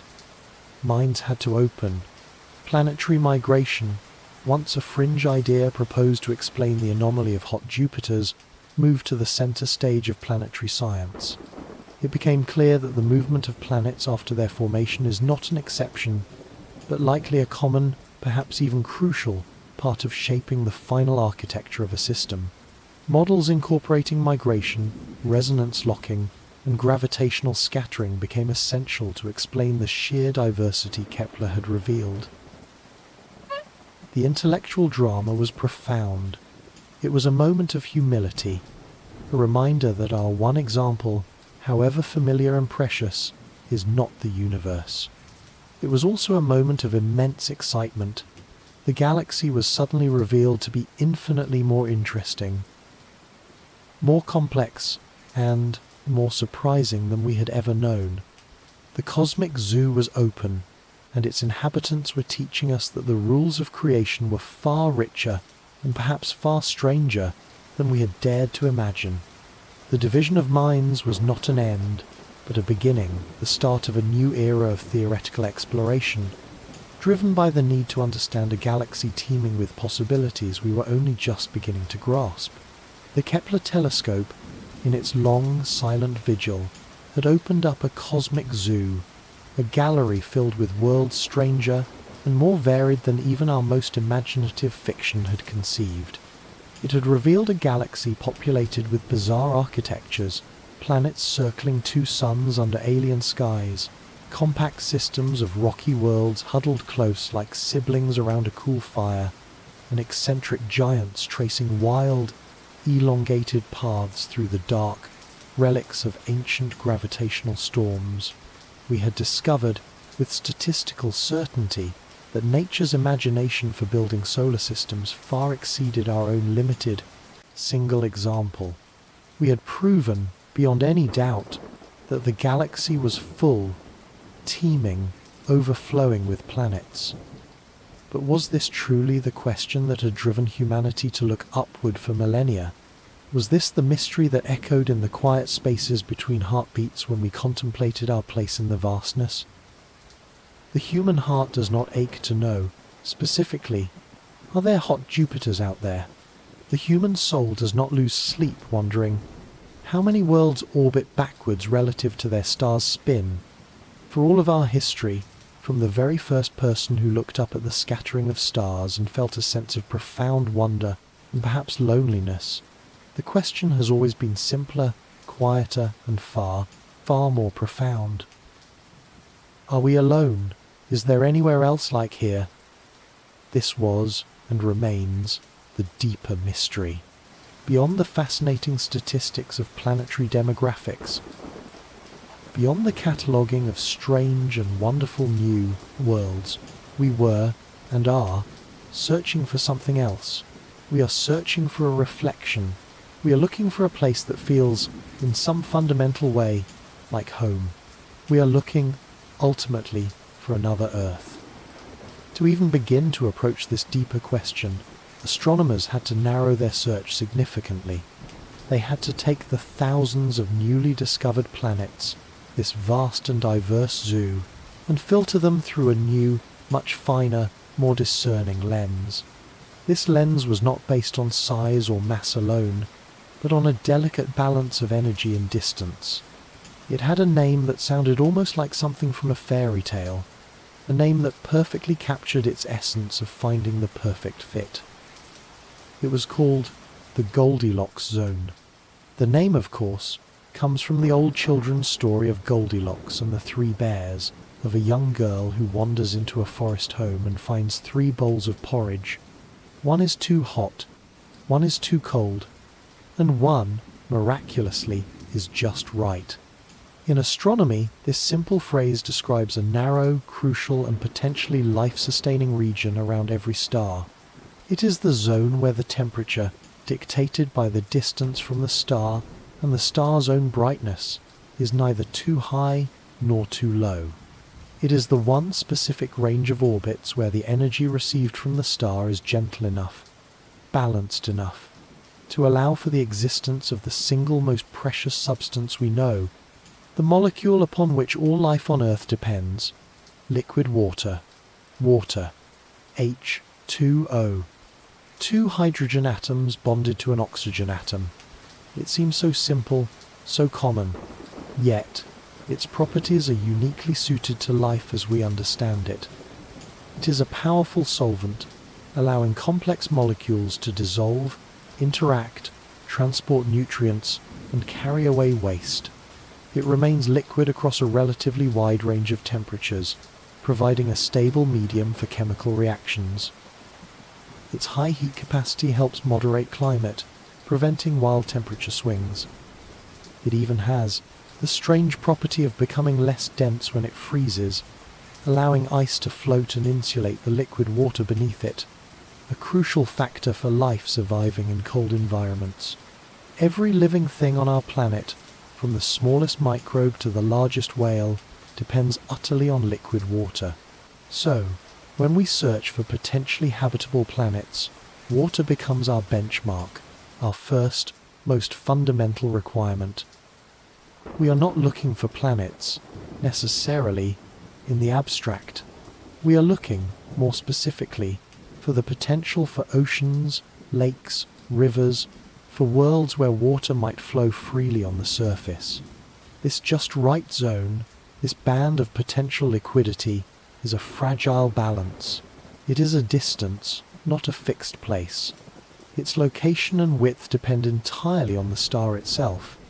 Around a bright, hot, massive star, the habitable zone lies far out, distant and wide, because a planet needs to be far away to avoid being scorched. Around a dim, cool, small star, like a red dwarf, the most common type in the galaxy, the habitable zone huddles in very close, seeking warmth in the feeble light. We know this delicate balance intimately from our own home, our own solar system.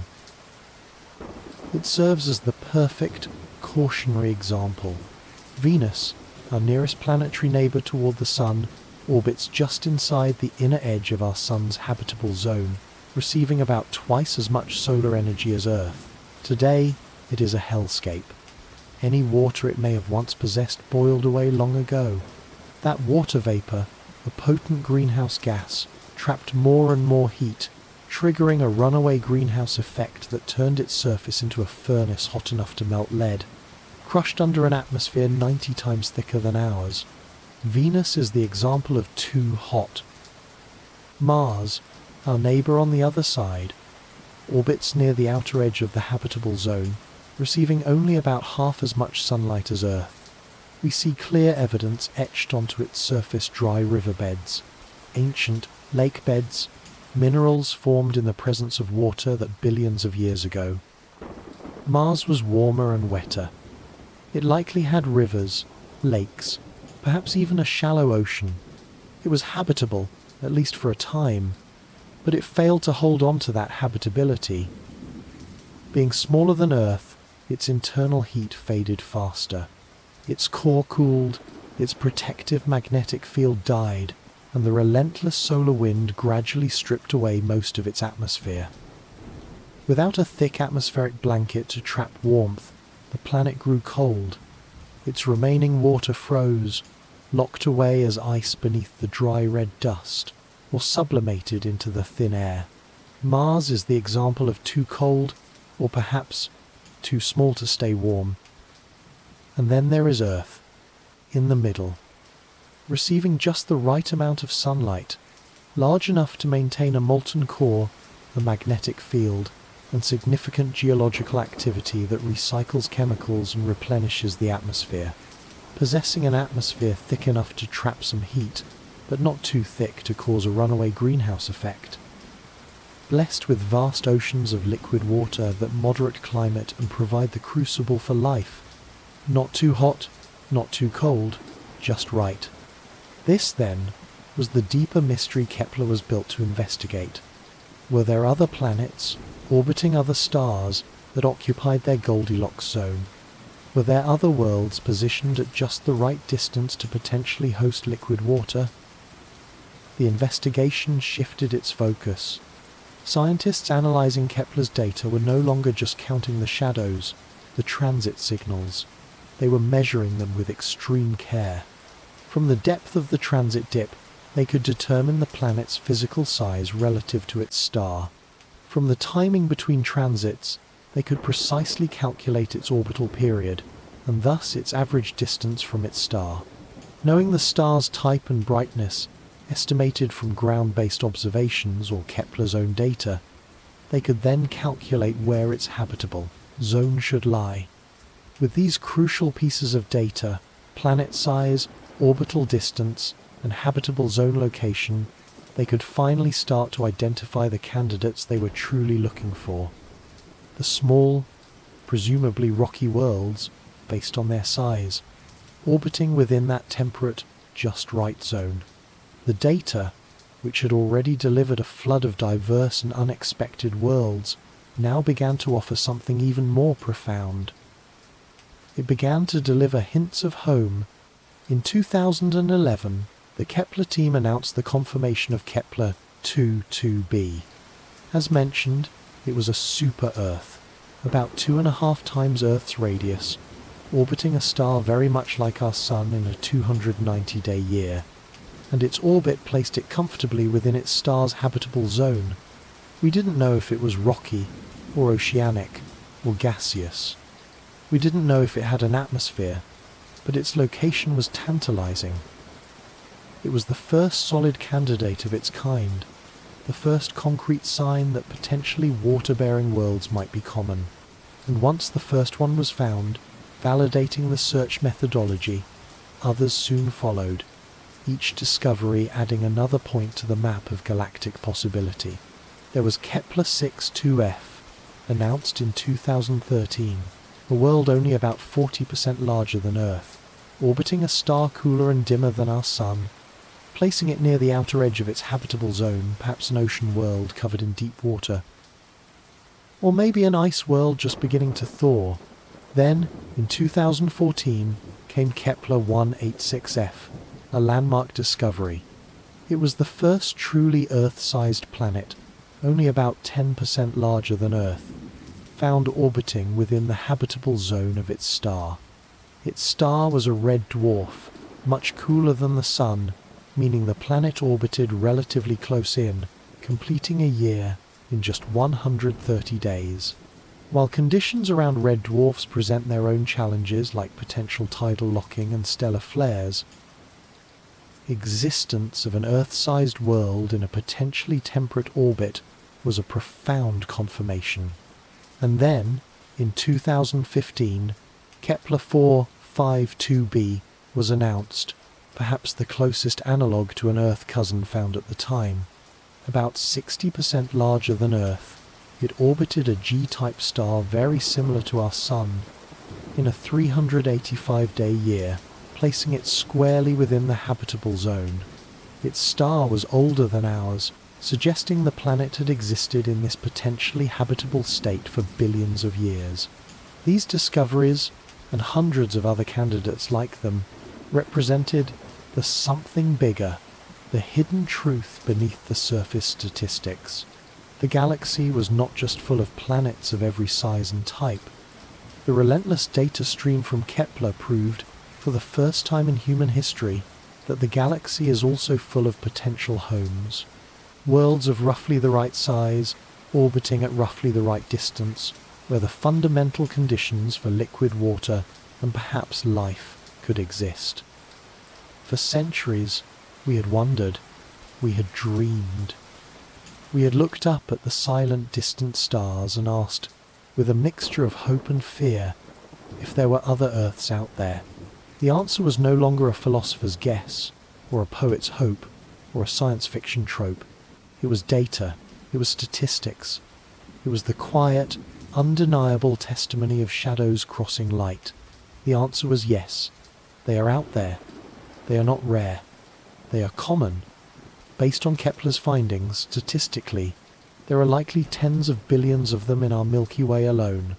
Our world, our precious, unique home, is just one instance of a pattern repeated across the cosmos with staggering frequency. The night sky, which had once seemed so cold, so distant, so empty between its points of light, now shimmered with a new and deeper meaning. It was not just a map of suns, it was a map of possibilities, a landscape filled with countless potential harbours, waiting silently in the dark. The deeper mystery had found its first breathtaking answer. The discoveries were accumulating, piece by painstaking piece, adding brushstrokes to a new portrait of the galaxy. Hot Jupiters huddled near their stars, defying our old models.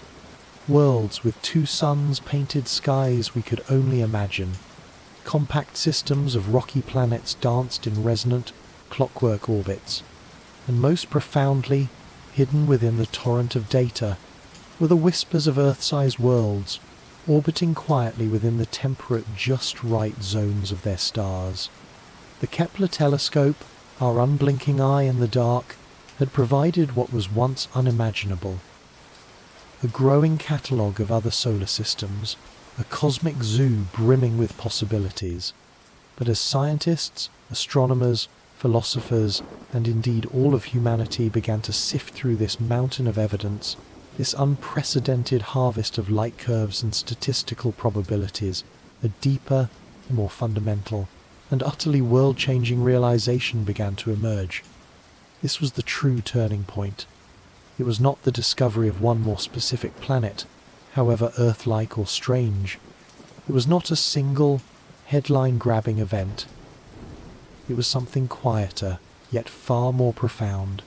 It was the statistical, undeniable, and perception-altering weight of all the discoveries combined. It was the moment the census was finally tallied, the moment the grand pattern hidden within Kepler's narrow field of view was extrapolated to the galaxy as a whole. And the result, stated simply but carrying the force of a revelation, was this. Planets are not rare. They are not cosmic exceptions, sprinkled sparingly like diamonds in an infinite void. They are not the result of some miraculous, improbable accident that happened only here, around our sun. Planets are the rule. They are the natural, inevitable, and standard outcome of the process of a star being born. Wherever the universe builds a star, it almost inevitably builds a family of worlds to accompany it. For all of human history, for the countless millennia we have stood beneath the night sky, we had looked up and assumed emptiness. We saw the vast, dark spaces between the stars and filled them with our own sense of isolation. We saw ourselves, our Earth, our solar system, as a tiny, perhaps unique, island of complexity, a single, fortunate occurrence that had somehow beaten the overwhelming odds. A pocket of order in an otherwise sterile and indifferent cosmos. This was the moment that deeply ingrained belief, that sense of cosmic loneliness, shattered forever. The Kepler data, when carefully analysed and corrected for observational biases, the fact that we can only see systems aligned edge-on, the difficulty of detecting smaller planets, etc., was unambiguous. It showed us, with a statistical confidence that was almost dizzying, that nearly every star in the Milky Way galaxy likely hosts at least one planet. Many stars, perhaps the majority, host multiple planets. This was the transformation.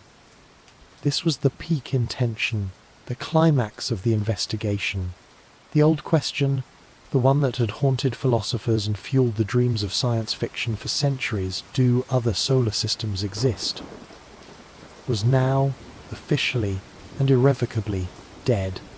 It had been answered not just with a tentative yes, but with a resounding, almost deafening, yes, everywhere. The fundamental question of our place in the cosmos had changed, forever. The new questions were far deeper, far more compelling, and infinitely more filled with possibility. How many? What kinds are most common? How do these systems form and evolve? And humming beneath them all, the ultimate question reborn with new urgency.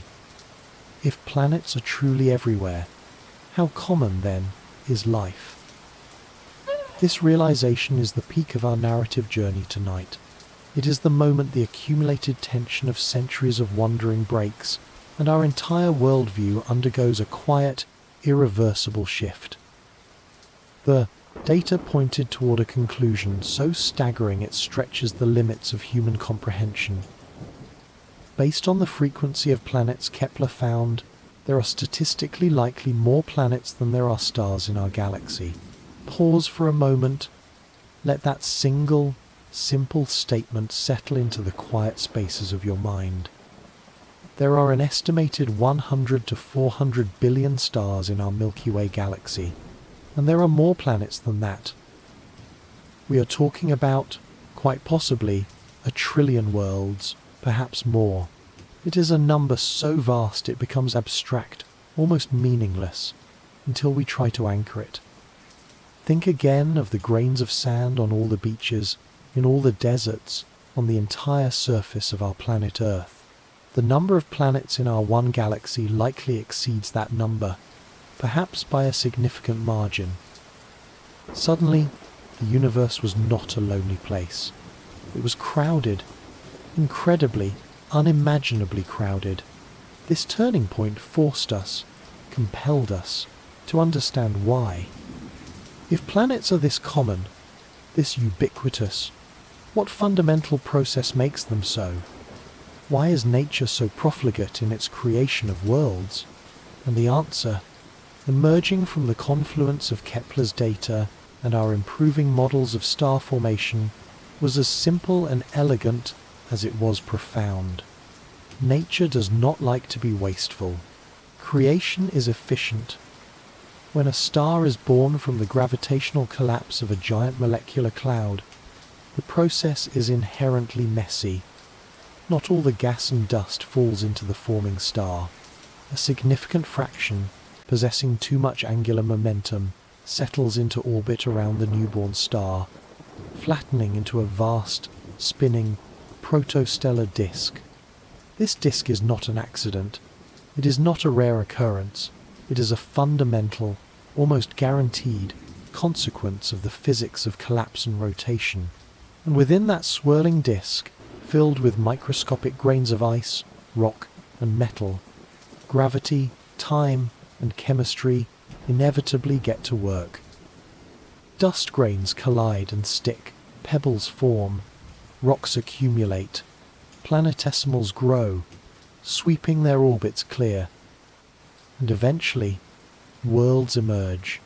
Planet formation, we realized with the weight of Kepler's statistical evidence behind us, is not a rare miracle requiring a perfect alignment of circumstances. It is the galaxy's standard manufacturing process. It is what happens, naturally and almost universally, in the aftermath of star birth. Where there are stars, there will almost always be disks. And where there are disks, there will almost always, given enough time and material, be planets. This is the great awakening that follows the turning point. We are not an exception to the rules of the cosmos. We are the evidence of those rules. Our solar system, with its beautiful complexity, its diverse family of worlds, its delicate balance that allows life to thrive on at least one of them, is not a rare treasure, unique in all the universe. It is, instead, a local example of a universal phenomenon. It is one verse in a cosmic song sung by trillions of voices. This realization fundamentally changed our perspective on ourselves.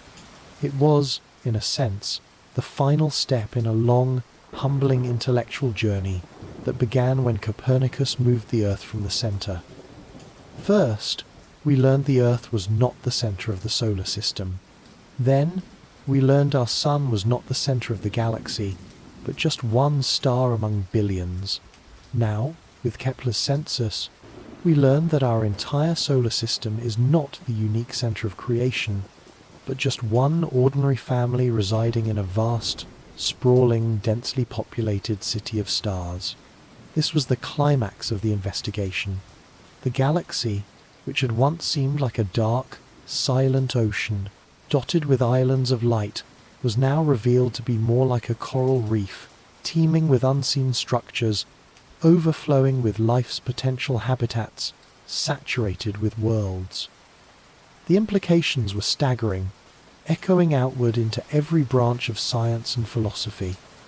If there are hundreds of billions, perhaps trillions, of solar systems, and if Kepler's data showing the frequency of Earth-sized planets in habitable zones is representative, then the number of potentially habitable worlds in our galaxy alone must reach into the tens of billions. The silence we had been listening to for centuries, the silence interpreted by Enrico Fermi as a paradox. If life is common, Where is everyone? Was perhaps not the silence of an empty, sterile void after all. Perhaps it was merely the silence of an abundance we were not yet equipped to perceive. The quiet hum of a universe filled with possibilities just beyond our current reach. The turning point was this profound, irreversible shift in perspective. We finally understood, based on data, not just faith or hope, that the sky above us is not empty. It is, quite simply, full. Full of worlds, full of potential, full of the quiet, steady, and unending rhythm of cosmic creation. And we are part of it. The turning point was profound, almost vertiginous. We had arrived, through the patient accumulation of data, at a new understanding of the cosmos. Our galaxy is not a lonely void sparsely sprinkled with stars, but a teeming metropolis of worlds. Planets are not rare exceptions. They are the rule, the standard, almost inevitable companions to the stars they circle. This realization, that solar systems are essentially the galaxy's default mode of construction, had an immediate and powerful consequence. It was a ripple effect that spread outward from that statistical certainty, forcing us to ask a new, far more practical, and perhaps even more fundamental question. If the galaxy truly is a planet factory, running continuously for billions of years, churning out worlds with such effortless abundance, then how does this factory work? If nature makes planets as commonly, as naturally, as a tree makes leaves or an ocean makes waves, what is the underlying process? What is the recipe? What are the quiet, universal mechanisms that transform clouds of cold, diffuse gas and microscopic dust into solid spheres, into landscapes of rock and ice, into entire systems held in gravitational balance? The consequence of knowing that planets exist everywhere was the urgent, compelling need to understand how they are made.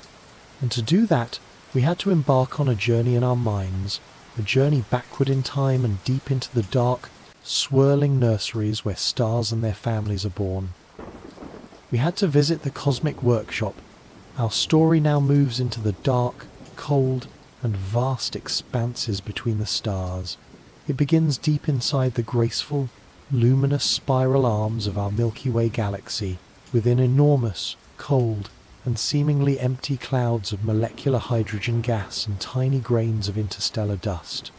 These clouds are colossal structures, often stretching for dozens, even hundreds of light years across.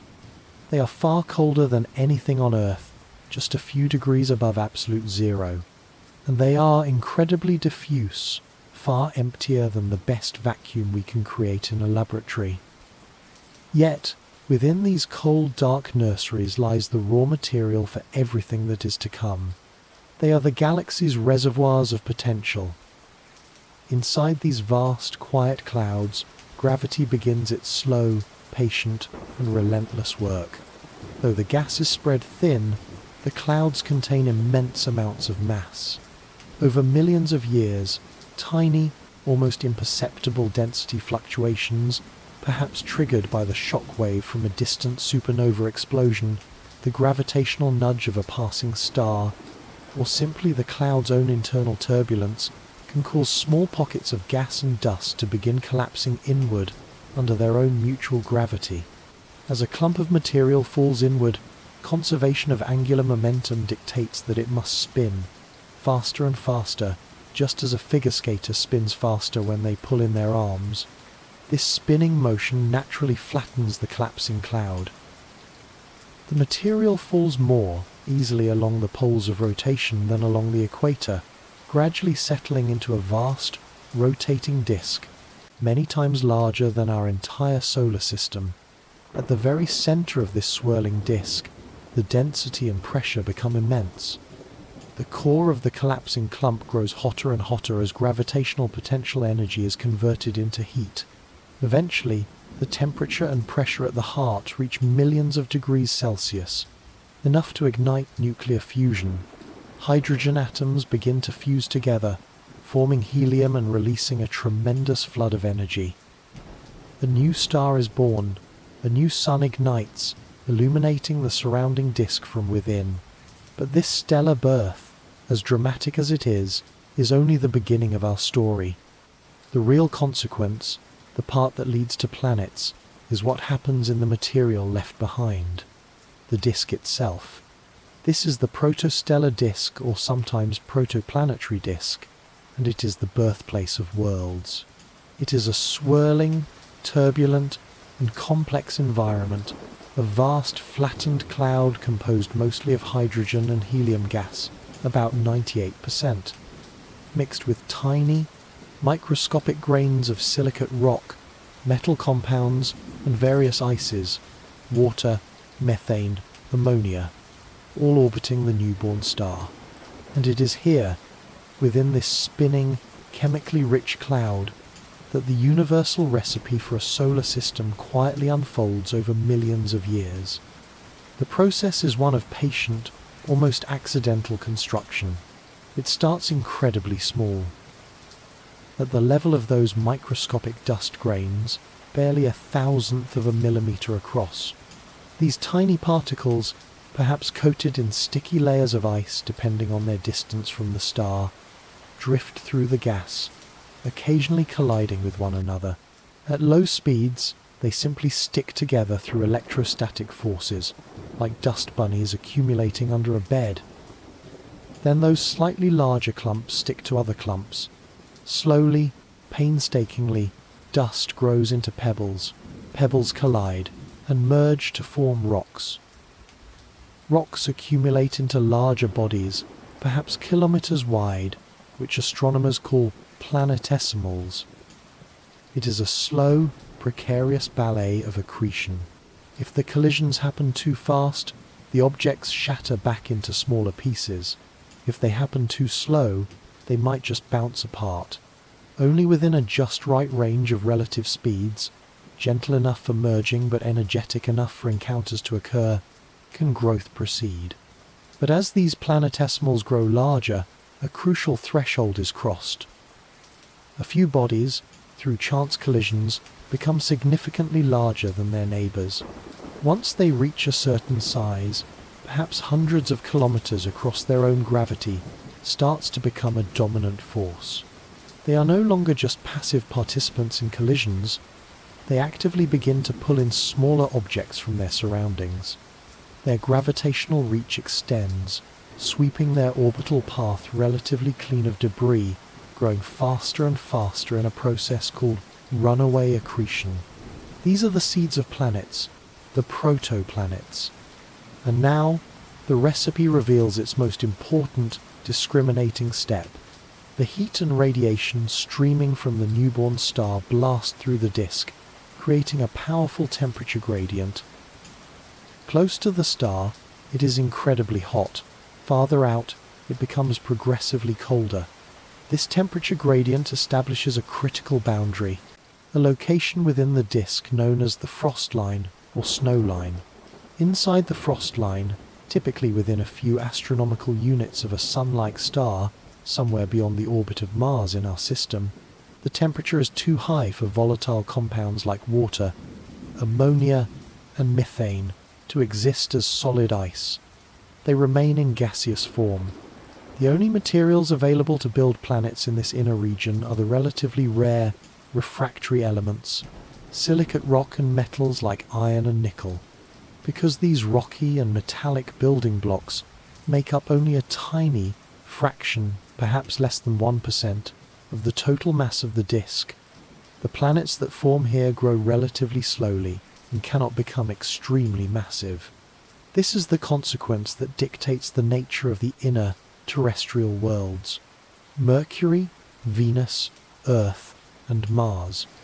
Small, dense bodies composed primarily of rock and metal, but beyond the frost line, the universe is dramatically different. Here, the temperature drops low enough below, about 170 Kelvin, or minus 100 Celsius, for water, the most abundant volatile compound after hydrogen and helium, to freeze into solid ice grains.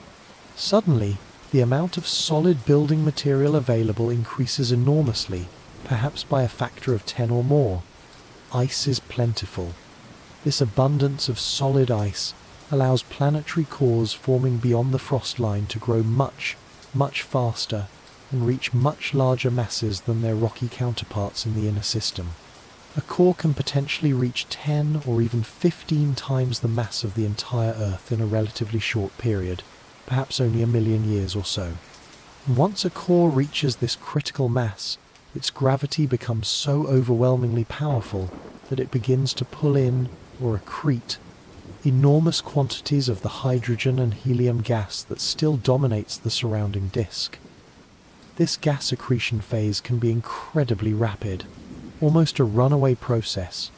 The core becomes enveloped in a deep, thick atmosphere, growing exponentially until it becomes a gas giant, a colossal world hundreds of times the mass of Earth, composed mostly of hydrogen and helium, like a miniature star that never ignited. This is the consequence. This is the simple, elegant explanation for the fundamental division in our own solar system. This is how the giants are born.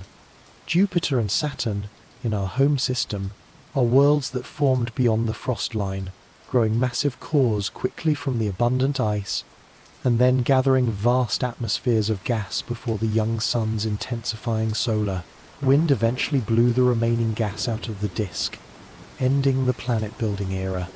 Farther out, where the disk was even colder and less dense, Uranus and Neptune formed slightly later or grew more slowly, accreting less gas relative to their icy cores, becoming ice giants rather than true gas giants. This, we realized, is the ripple effect of our discovery that planets are common. We were not just finding planets, we were finding the physical evidence scattered across thousands of star systems of this universal recipe in action.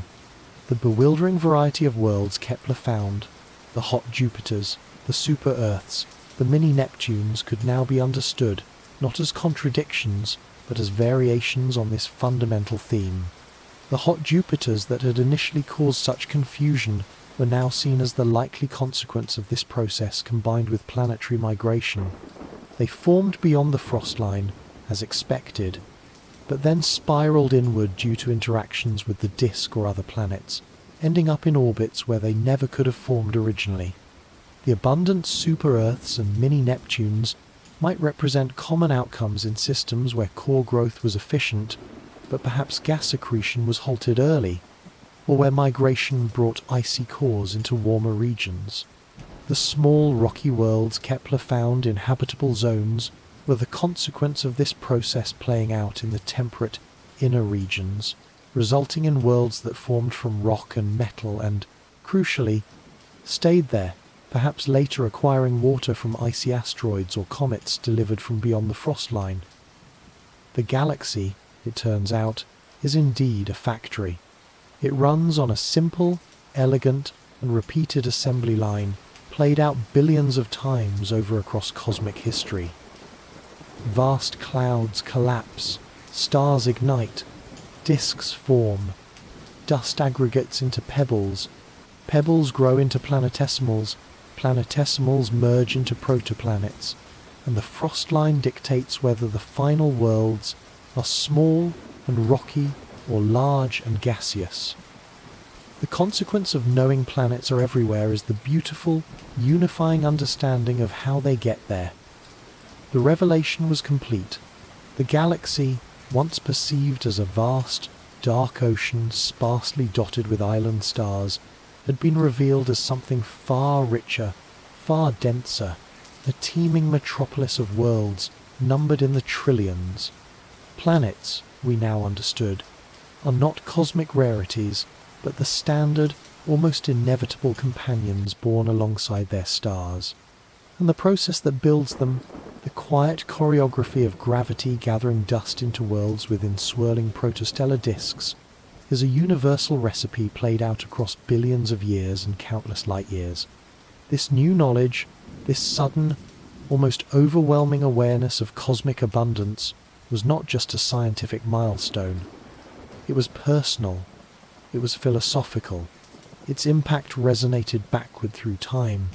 changing not only how we perceive the stars scattered across our night sky, but, more profoundly, how we perceive ourselves, our own solar system, our own origins, and our place within that vast, newly populated landscape.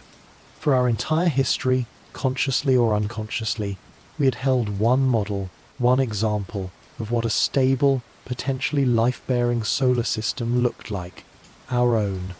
We looked at its structure, the small rocky worlds nestled close to the sun, the giant gas and ice worlds patrolling the cold outer reaches, all moving in calm, nearly circular orbits within a relatively flat plane. And we assumed this was the very definition of normal. It was our cosmic blueprint, the pattern we implicitly expected nature to follow again and again across the galaxy. It felt right. It felt stable. It felt like home. The thousands of new solar systems revealed by Kepler and other surveys, in all their bewildering variety, delivered a profound and humbling message. Nature, it turns out, has no single blueprint. Our normal was not in fact normal at all. This was the true, echoing impact of the discovery. Our solar system, the one we had held up as the standard, began to look stranger and stranger the more we learned about the galactic population. Consider the evidence pouring in from the Kepler census and subsequent surveys. The data clearly showed that the most common type of planet in the galaxy appears to be the super-Earth, a world larger than Earth but smaller than Neptune. Our solar system does not possess a single example of this ubiquitous class of planet. We have the small terrestrials and the large giants, but nothing in that common intermediate range. Suddenly, our home system looks statistically incomplete. The data showed that compact systems, featuring multiple planets, often super-Earths or mini-Neptunes, huddled closely around their star, sometimes locked in resonant orbits, are remarkably common, especially around the smaller, cooler red dwarf stars that dominate the galaxy. Our solar system, by contrast, is vast and sprawling, with immense distances separating the planets. Again, our architecture seemed less typical. The data confirmed the existence of hot Jupiters, massive gas giants orbiting incredibly close to their stars, a configuration initially thought impossible but now understood as a likely outcome of planetary migration. While not the majority of planets, they represent a significant population. Our solar system lacks a hot Jupiter. Our giant Jupiter remains far out, almost like a guardian in the cold. Even the very shape of orbits revealed our potential peculiarity. While our planets follow paths that are nearly circular and lie roughly within the same flat plane, the ecliptic, many exoplanetary systems feature worlds on highly eccentric, elongated orbits, or orbits significantly tilted relative to each other or to their star's equator. This suggests that chaotic interactions, migrations, and gravitational scattering events might be common features of system evolution, while our calm, circular arrangement might represent a less frequent, more stable outcome. Suddenly, our home began to look unusual, perhaps even rare. Our system, with its wide, stable, nearly circular orbits, its clear segregation between inner rocky worlds and distant gas, ice giants, and its notable lack of super-Earths or hot Jupiters, is just one possible configuration among a near-infinite spectrum of variations. And the emerging statistics suggest it might, in fact, be one of the less common arrangements. This startling discovery reshaped our collective understanding not just of the galaxy, but of our own history. The echoes travelled back billions of years. We began to look at our solar system not as a static, finished masterpiece created in its current form, but as the survivor of its own long, complex, and potentially violent past. The very theories developed to explain the strange architectures seen elsewhere especially the concept of planetary migration, were turned back upon our own home system, forcing a radical rewriting of our origin story. We now believe, based on sophisticated computer models informed by exoplanet discoveries, that our own solar system was likely not always this calm and orderly. Several models, like the NICE model and the Grand Tack hypothesis, suggest that our own giant planets Jupiter and Saturn, and perhaps Uranus and Neptune as well, did not necessarily form in their current orbits. They likely migrated significantly during the solar system's tumultuous youth, perhaps hundreds of millions of years after their initial formation. In the Grand Tack scenario, Jupiter may have formed farther out and then spiraled inward, perhaps reaching as close to the Sun as the current orbit of Mars. This inward migration would have scattered the primordial planetesimals in the inner solar system, potentially explaining why Mars is so much smaller than Earth and Venus, its growth stunted by Jupiter's gravitational influence, and why there seems to be a relative lack of material in the asteroid belt region. Then, according to the model, the formation of Saturn farther out created a gravitational resonance, a synchronized dance that pulled Jupiter back outward toward its current position. This grand tacking motion, like a sailboat changing direction, would have swept through the inner solar system twice, fundamentally reshaping its structure. Later, perhaps triggered by interactions with the remaining icy planetesimals in the outer disk, the giant planets may have undergone another period of instability, scattering smaller bodies throughout the system, causing the late heavy bombardment that cratered the Moon and inner planets, and eventually settling into their present, relatively stable orbits. In this new, dynamic story, born directly from the impact of understanding exoplanetary systems, our current stability is not a primordial given, it is a fortunate outcome. It is the result of a complex, chaotic, gravitational dance that happened billions of years ago, a dance whose specific steps and final configuration were likely sensitive to initial conditions and chance events. Our solar system could have ended up looking very different. If Jupiter had migrated inward and stayed there, like the hot Jupiters seen elsewhere, it would almost certainly have disrupted or destroyed the forming inner planets. There might be no Mercury, no Venus, and crucially, no Earth.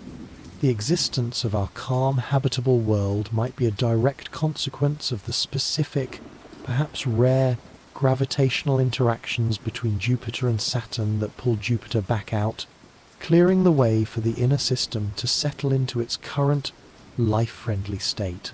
This is the echo that travels through time, connecting the discovery of distant worlds to the deepest questions of our own existence. The study of exoplanets forced us to rewrite the story of our own home. We are not the template. We might be the outlier. We are, perhaps, the quiet, orderly exception that survived, or was sculpted by a chaotic universal process. This realization connects our individual existence, here and now, listening to these words, to the grand, sweeping, collective history of the galaxy. The simple fact that we are here, breathing, wondering, capable of looking up at the stars and contemplating their nature, might be the direct result of a specific, and perhaps statistically uncommon, sequence of gravitational events that left our planet orbiting peacefully in a stable, temperate zone for the billions of years required for complex life to evolve. This new, humbling perspective changed everything about the ongoing search. The quest for Earth-like planets became both more urgent and more nuanced. We are no longer simply looking for copies of ourselves under the naive assumption that such copies must be everywhere.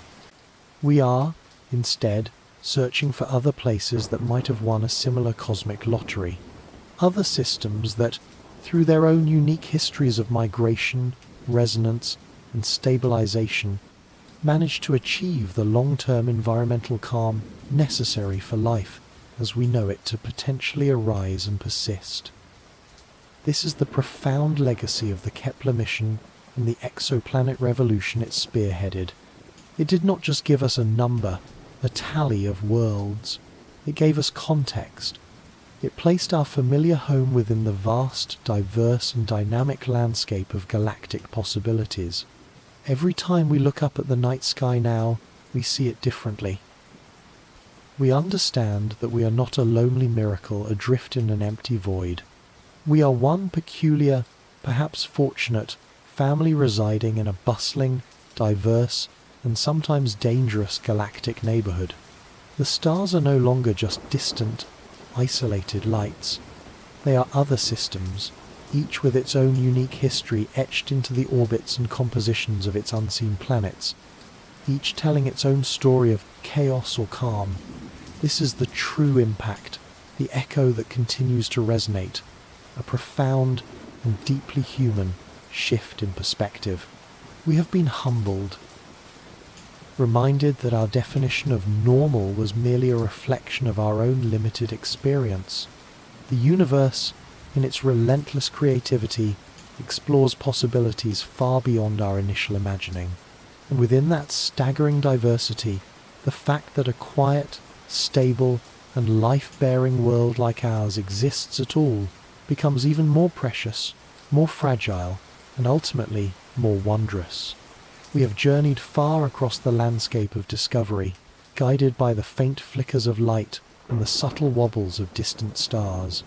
We have navigated the complex mathematics of planetary formation, witnessed the astonishing diversity of worlds revealed by Kepler's patient gaze, and grappled with the humbling realization that our own solar system, once the center of our universe, might be a quiet, perhaps even rare, exception in a galaxy teeming with chaos and variety. We have counted the potential homes, the planets orbiting within the Goldilocks zones of their stars, in the tens of billions. The scale of this newfound reality is almost too vast to hold comfortably in the human mind.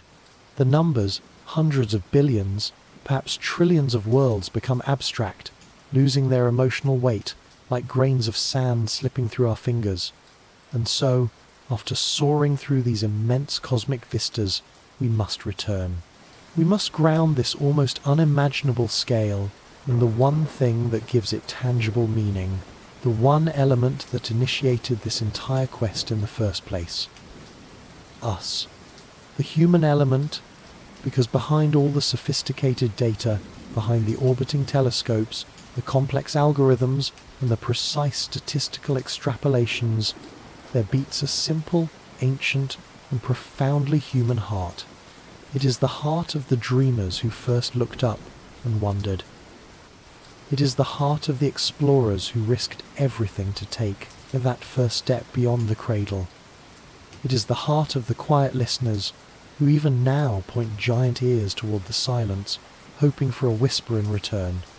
It is the part of us, perhaps the deepest part, that looks up at that vast, crowded, yet seemingly silent sky and asks the question that truly matters. Not, ultimately, how many planets are there, but, is there anyone else? This is the real human story interwoven with the science. It is the story of our profound, perhaps innate, need to not be utterly alone in the face of such overwhelming immensity. It is the story of the quiet, persistent, often underfunded, and sometimes ridiculed search for a signal, for a sign, for an echo, however faint, of our own consciousness reflected back at us from the great, silent expanse. This dedicated search has a name, an acronym that carries the weight of both profound hope and decades of silence. SETI, the search for extraterrestrial intelligence. And the explorers on this particular journey are typically not astronauts in pressurized suits, floating against the backdrop of stars. They are astronomers, physicists, computer scientists and engineers, often sitting in quiet, dimly lit control rooms, monitoring the data streams from giant radio telescopes, enormous, sensitive dishes pointed patiently at distant stars, simply listening. They are listening for something specific, something unnatural amidst the cosmic static. The universe is naturally noisy. Stars flare, Pulsars pulse with metronomic regularity. Distant galaxies emit broad-spectrum radio waves. Even the afterglow of the Big Bang itself contributes a faint, ubiquitous hiss. SETI scientists are listening for something different within that natural chorus. They are searching for a signal that stands out, a signal that possesses the characteristics of artificiality. Perhaps a narrowband transmission, focused on a specific frequency, unlikely to occur in nature.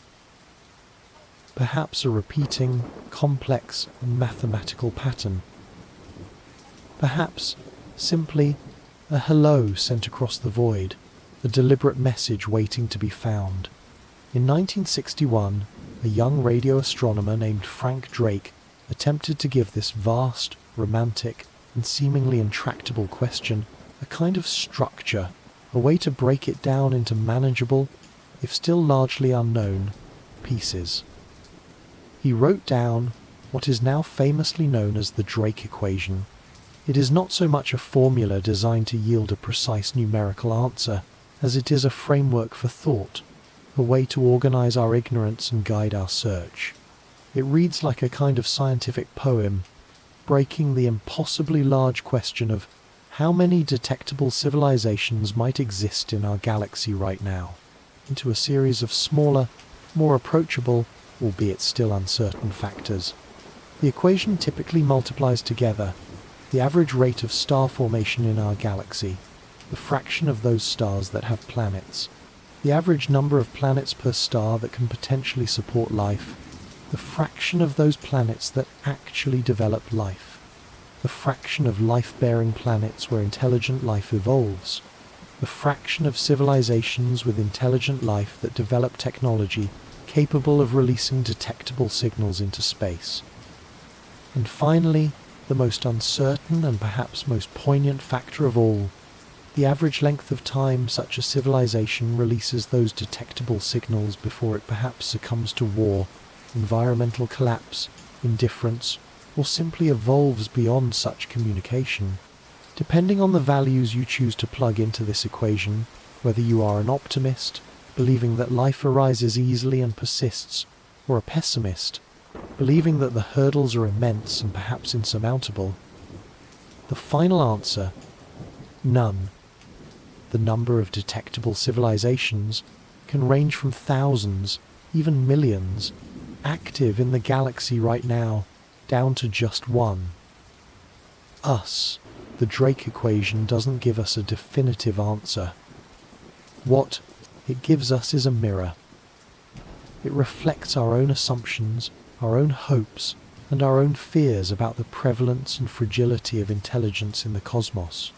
It shows us that the search for others is, inextricably, also a search for ourselves, a profound reflection on our own place in the universe and, perhaps most critically, on our own prospects for long-term survival. For decades now, inspired by this framework and fueled by that deep human longing, these dedicated dreamers, the SETI scientists, have been listening. They have scanned the skies, targeted nearby sun-like stars, surveyed distant star clusters, sifted through petabytes of radio data, searching for that one elusive, anomalous signal. And for decades, with one tantalizing, ambiguous exception, the universe has met their patient search with a profound, overwhelming, and sometimes deafening silence.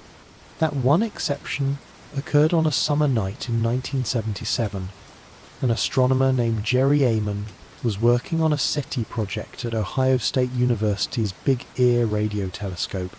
The telescope was conducting a survey, sweeping the sky, and its data was printing out, as was common then, upon long sheets of continuous computer paper, a seemingly endless string of numbers and letters representing the intensity of radio signals received from different points in the sky. As Amon reviewed the printout from a few days earlier, his eyes caught something extraordinary. For a brief period, lasting just 72 seconds, as the telescope's beam swept across a particular patch of sky in the constellation Sagittarius, an incredibly strong, narrowband radio signal had been detected. It was precisely the kind of signal, focused, powerful, and occupying a frequency band rarely used by natural cosmic sources, that SETI researchers had theorized an artificial beacon might possess. It stood out from the background noise like a shout in a quiet room. The signal was so intense, so perfect, so exactly what they were looking for, that Eamon, in a moment of pure, spontaneous, human astonishment, circled the corresponding alphanumeric code 6 EQUJ 5 on the printout and wrote a single word in the margin: wow. This was the moment. The closest humanity has ever come, arguably, to a potential detection. The human element in its purest form, the sudden, heart-stopping thrill, the possibility that this was it. They had finally found it. A call from someone or something else. But the wow signal remains an enigma, a historical footnote filled with longing and mystery. Despite numerous attempts over the subsequent decades by Eamon and many other astronomers to reobserve that same patch of sky, the signal has never been heard again. Was it truly an extraterrestrial transmission? Perhaps a beacon that swept past us only once? Was it some previously unknown natural phenomenon? Was it an undetected Earth-based signal reflecting off space debris? We simply do not know. It remains a single 72-second question mark hanging in the silence. And so, the silence largely continues. This is the great, lingering paradox. The one famously articulated by physicist Enrico Fermi during a casual lunchtime conversation in 1950, long before the Drake equation or the wow signal. It is the question that grounds all of our recent cosmic discoveries, the trillions of planets, the billions of potential Goldilocks worlds in a deep, nagging emotional reality. It is known simply as the Fermi paradox. If the galaxy is truly ancient, billions of years old, if star formation and planet creation are as common as our data now suggests, if there are billions of potentially habitable worlds in the Milky Way alone, and if life arises naturally wherever conditions permit, and if intelligence is a likely outcome of life, then the galaxy should, logically, be teeming with civilizations, many far older and more advanced than our own. So, where is everyone? Why the silence? Why no obvious signals? No probes? No megastructures visible around distant stars? No undeniable evidence of other minds at work in the cosmos? Are we truly the first? Are we impossibly rare? Is interstellar travel simply too difficult? Do civilizations inevitably destroy themselves before they can reach out? Or is the universe perhaps full, but we are simply not listening in the right way, or unable to comprehend the signals? This is the human element laid bare. It is the feeling of standing in a seemingly crowded room, filled with the statistical certainty of billions of potential neighbors, and yet hearing nothing, seeing nothing, feeling utterly, profoundly alone. Are we the first conscious minds to awaken in this galaxy? Are we the last survivors of a process fraught with peril?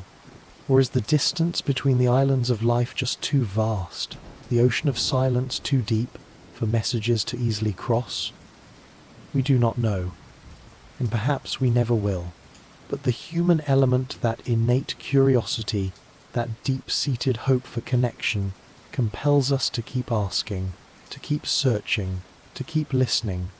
The SETI researchers, the astrobiologists, the planetary scientists continue their work, driven not just by scientific rigor, but by that fundamental human impulse to call out into the dark and to wait, patiently, hopefully, for a voice, however faint, however strange, to call back. We had found them, or so it seemed. The data, gathered through years of Kepler's patient stare and analysed with meticulous care, had delivered a message of profound hope.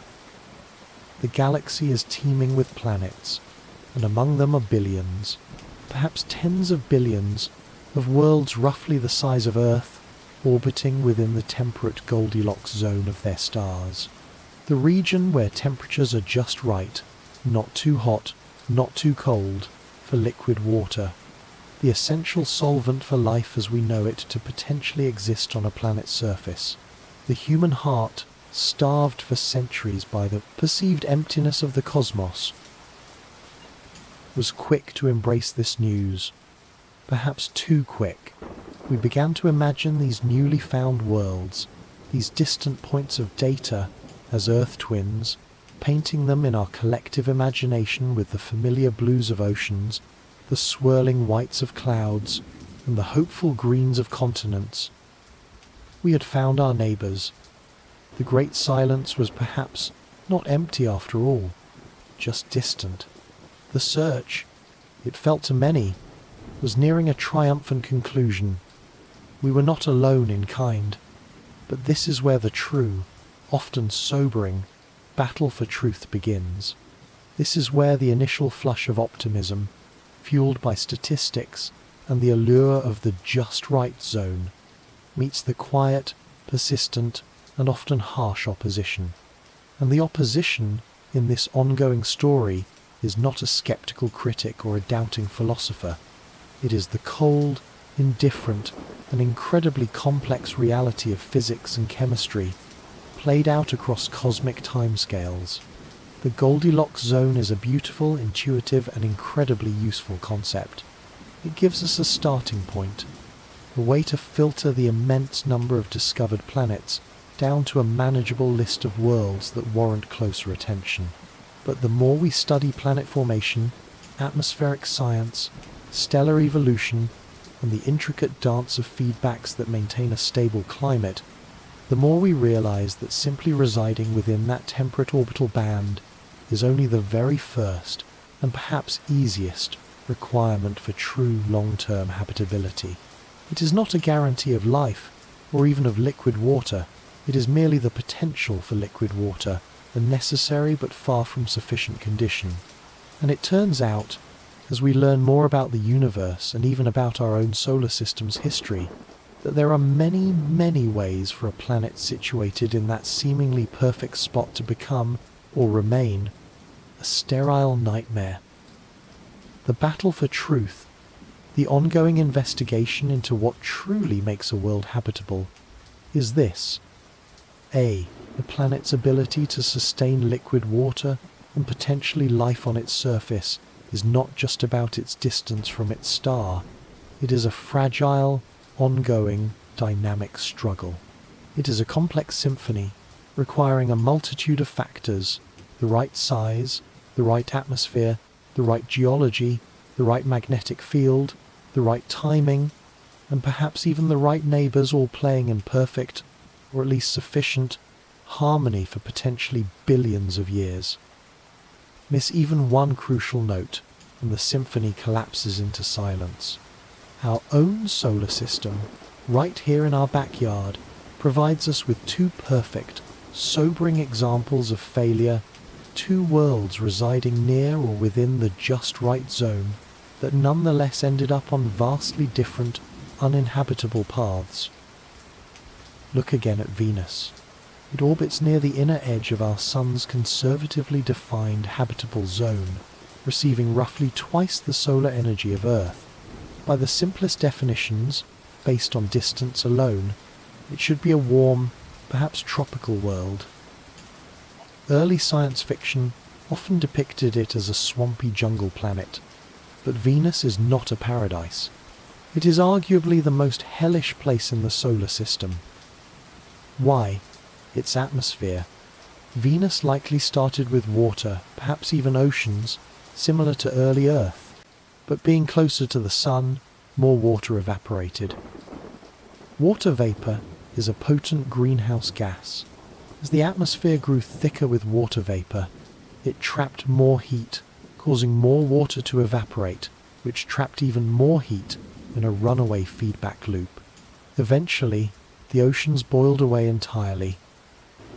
Ultraviolet radiation from the sun split the water vapor molecules in the upper atmosphere, and the light hydrogen atoms escaped into space. Carbon dioxide, released by volcanic activity over billions of years but no longer absorbed by oceans or locked into rocks by processes involving liquid water, accumulated, creating a crushingly dense atmosphere, 90 times thicker than Earth's, composed almost entirely of CO2. The result is a surface temperature hot enough to melt lead, day and night, pole to pole. Venus is a stark reminder that being near the habitable zone is not enough.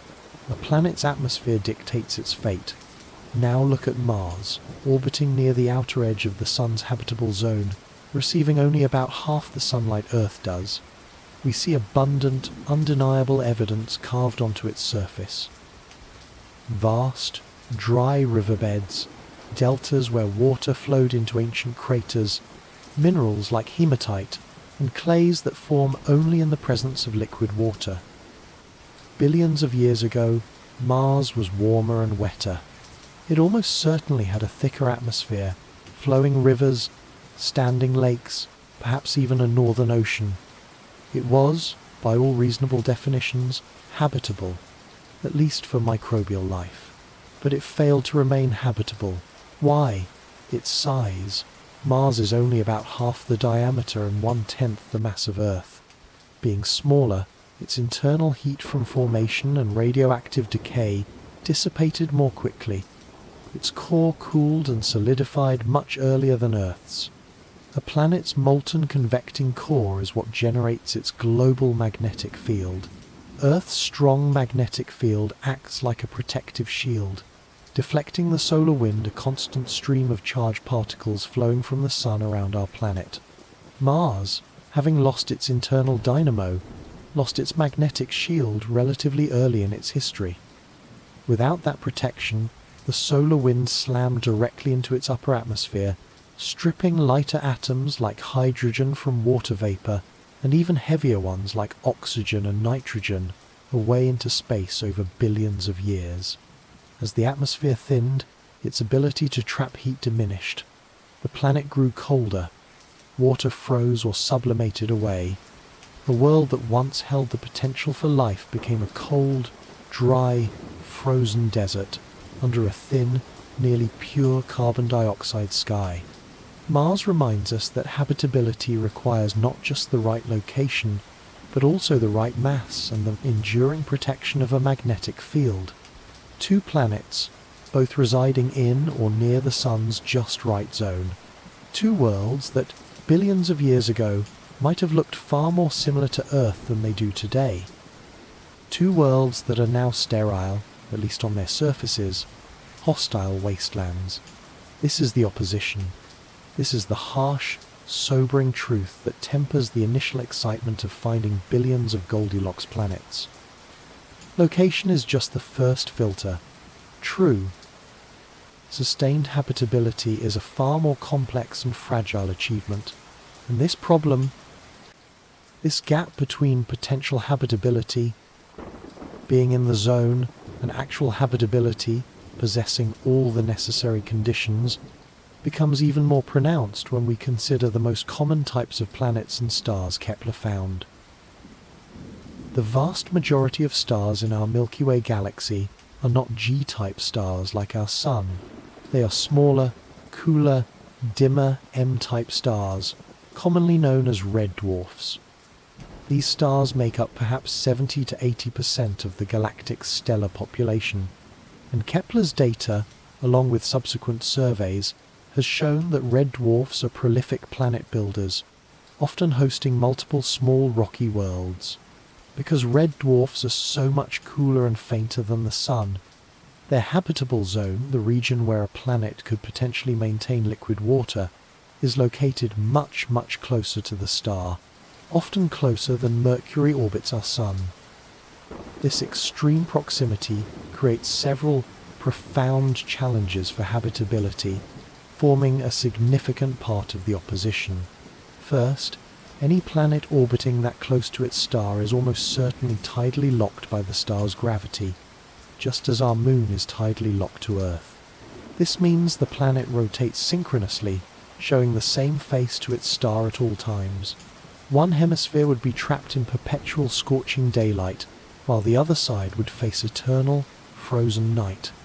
Life, if it existed, might be confined to a narrow terminator zone, a twilight ring around the planet where temperatures could potentially remain moderate, while climate models suggest that a sufficiently thick atmosphere could potentially circulate heat from the day side to the night side. Mitigating the extreme temperature difference, it remains a vastly different and likely more challenging environment than the gentle cycle of day and night we experience on Earth. But the second problem associated with red dwarf habitable zones is perhaps even more severe. Stellar activity. Red dwarfs, especially when they are young but often throughout their long lives, are notoriously volatile.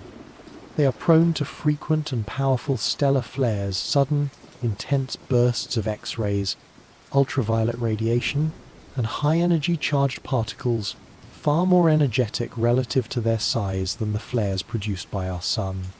A planet orbiting in the close inhabitable zone would be repeatedly blasted by these flares, bathed in levels of radiation potentially lethal to life as we know it.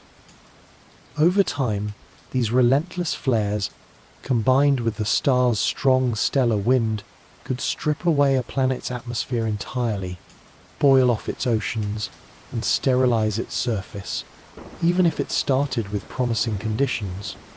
So, the most common, potentially habitable planets in our galaxy, the Earth-sized worlds orbiting within the Goldilocks zones of red dwarfs, might frequently be worlds that are simultaneously tidally locked into permanent day, night, and relentlessly irradiated by their angry parent stars.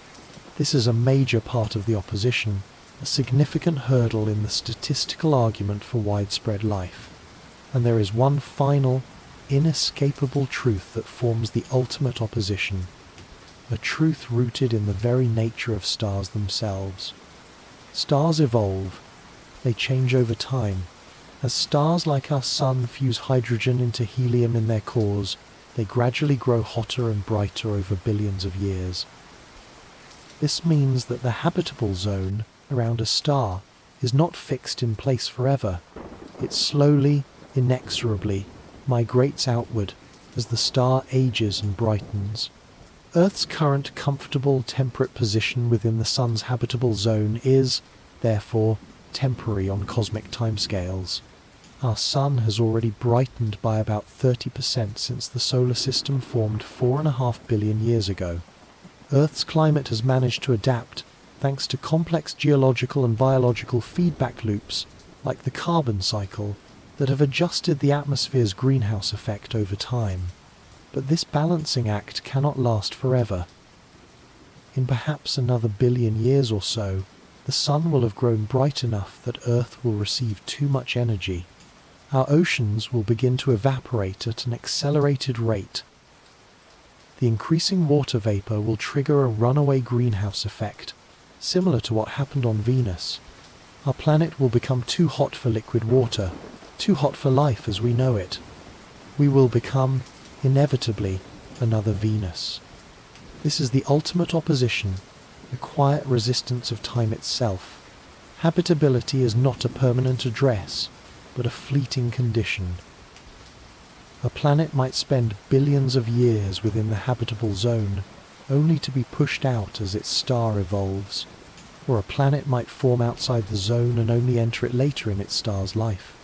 The window of opportunity for life to arise, evolve, and persist might be limited not just by the planet's properties, but by the lifespan and evolution of its star. Finding a planet within the Goldilocks zone today is therefore not the end of the search. It is merely the beginning of a much harder, more complex investigation. It is the start of the quest to find a planet that has not only achieved the delicate balance required for liquid water now, but has also managed to maintain that balance against all the forces of the cosmos, against violent stellar activity, against atmospheric loss, against the slow, steady brightening of its sun, and against the sheer, indifferent passage of billions of years. That is the true opposition. That is the true measure of a habitable world. Our journey, tracing the human quest to understand the prevalence of planets, has led us through a landscape of both astonishing abundance and stark opposition. We learned, through the unblinking eye of Kepler and the patient analysis of starlight, that our galaxy is not empty but overflowing with worlds numbered in the trillions.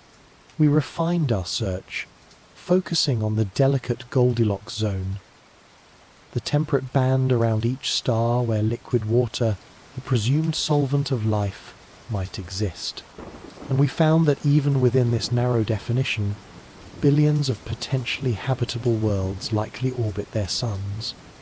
But then we encountered the opposition, the harsh realities of physics and time. We learned that simply being in the zone is not enough. A planet needs the right atmosphere, the right geology, the right magnetic field, and the right evolutionary path to remain habitable over cosmic timescales. We saw how Venus succumbed to runaway heat, how Mars froze as its atmosphere bled into space. We confronted the challenges posed by the volatile flares of red dwarfs, the most common hosts of habitable planets. And we acknowledged the quiet, inexorable drift of habitable zones themselves as stars age and brighten. The universe, it seemed, presented layer upon layer of obstacles, making true, long-term habitability appear perhaps far rarer than the initial statistics suggested. It feels like a narrowing, a closing down of possibilities, a return toward the old sense of cosmic loneliness. But here, precisely in this place where limitations seem to gather, a new awareness dawns. This is the awakening. It is a profound shift in perspective, a moment where our understanding transcends the boundaries we ourselves have drawn. It is the realization that our search, anchored for so long by a single, guiding principle, the star, the sun, the source of light and warmth, might have been too narrow, too limited by our own earthbound experience. We have been searching for reflections of our own sun-drenched existence. We have been searching for light. But what if a world doesn't need a sun at all to hold the potential for life? This is the next great awakening in our cosmic journey. It is a realization that is, in its own quiet, unsettling way, as profound and paradigm-shifting as the initial discovery of 51 Pegasi b. It is the growing understanding, supported by both theory and tentative observation, that the galaxy is not just a collection of bright, shining solar systems separated by vast emptiness. It is also home to a vast, hidden, and perhaps even larger population of dark travelers, worlds that move in the endless, frozen night between the stars. They have many names: rogue planets, free-floating planets, interstellar planets. But perhaps the most evocative, and in some ways most accurate, names for them are wanderers, or, as some astronomers call them, reflecting their likely violent origins, orphans. These are planets, often of substantial size, perhaps as large as Jupiter or as small as Earth, that are not gravitationally bound to any star. They drift alone through the immense dark gulfs of the Milky Way, cold and silent, following paths dictated only by the galaxy's overall gravitational field. They move through the dark with no fixed orbit, no sunrise to mark the beginning of a day, no year to measure their passage around a central fire. They are solitary pilgrims on an unending journey. For a long time, the existence of such objects was purely theoretical, a mathematical possibility emerging from models of planetary formation, but with little hope of observational proof. But as our understanding of how solar systems form and evolve grew more sophisticated, their existence became not only possible, but seemingly inevitable. We learned, as discussed in the context of eccentric orbits and system architectures, that the birth of a solar system is often a violent and chaotic affair. In the early, turbulent days, as giant planets coalesce from the protostellar disk and potentially migrate inward or outward.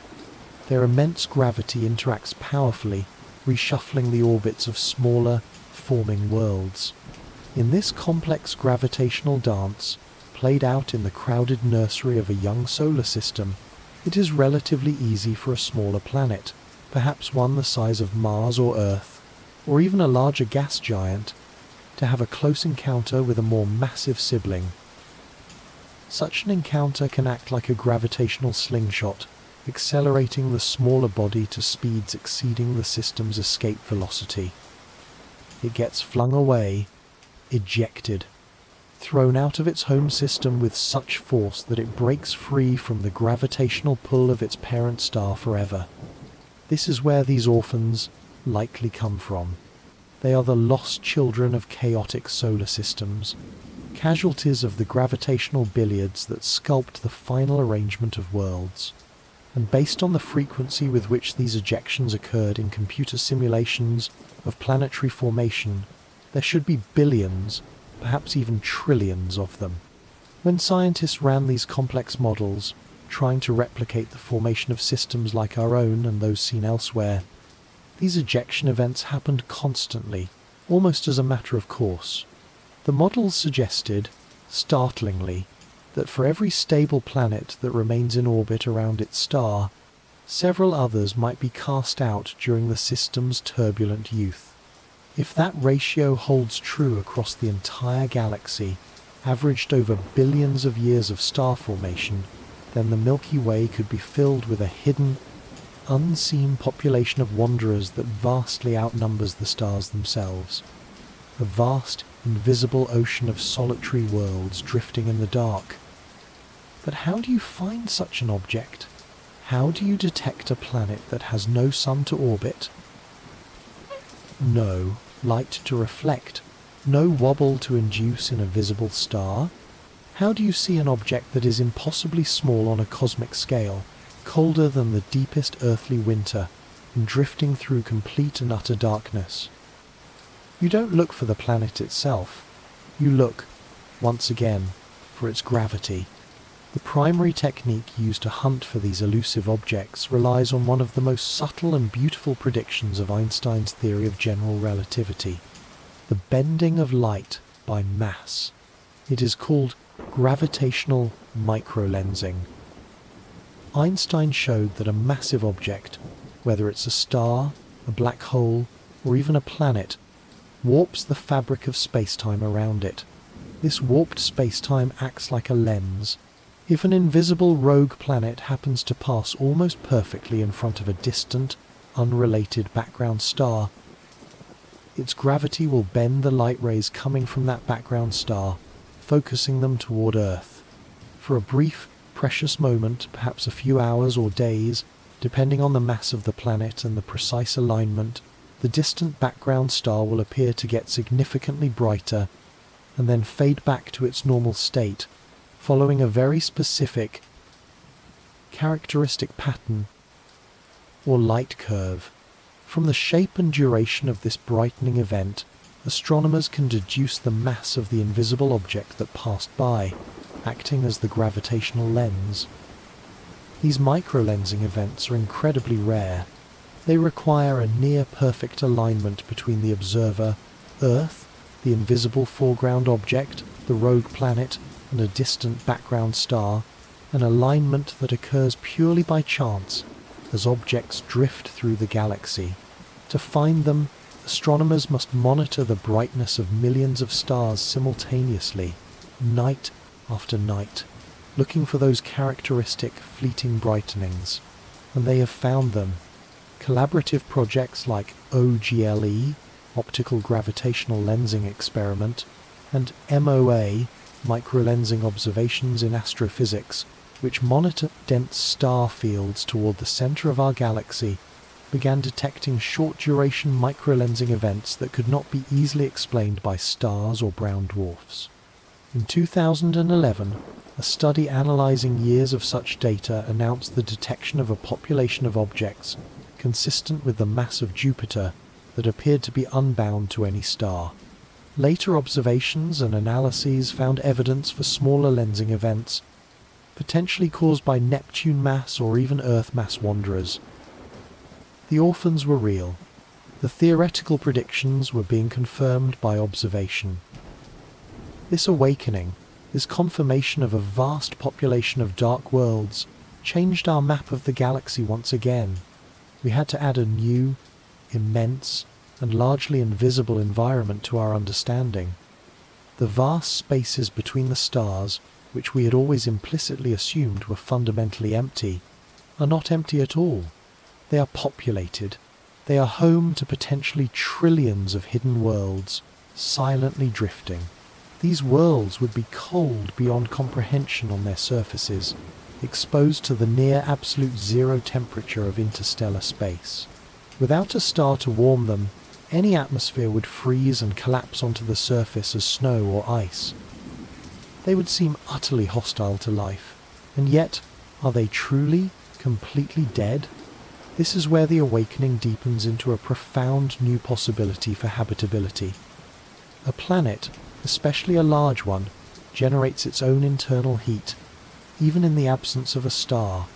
This heat comes from two main sources: residual heat left over from its initial formation, the energy of accretion and differentiation, and, more importantly for the long term, the slow decay of radioactive elements like uranium, thorium, and potassium within its rocky core and mantle.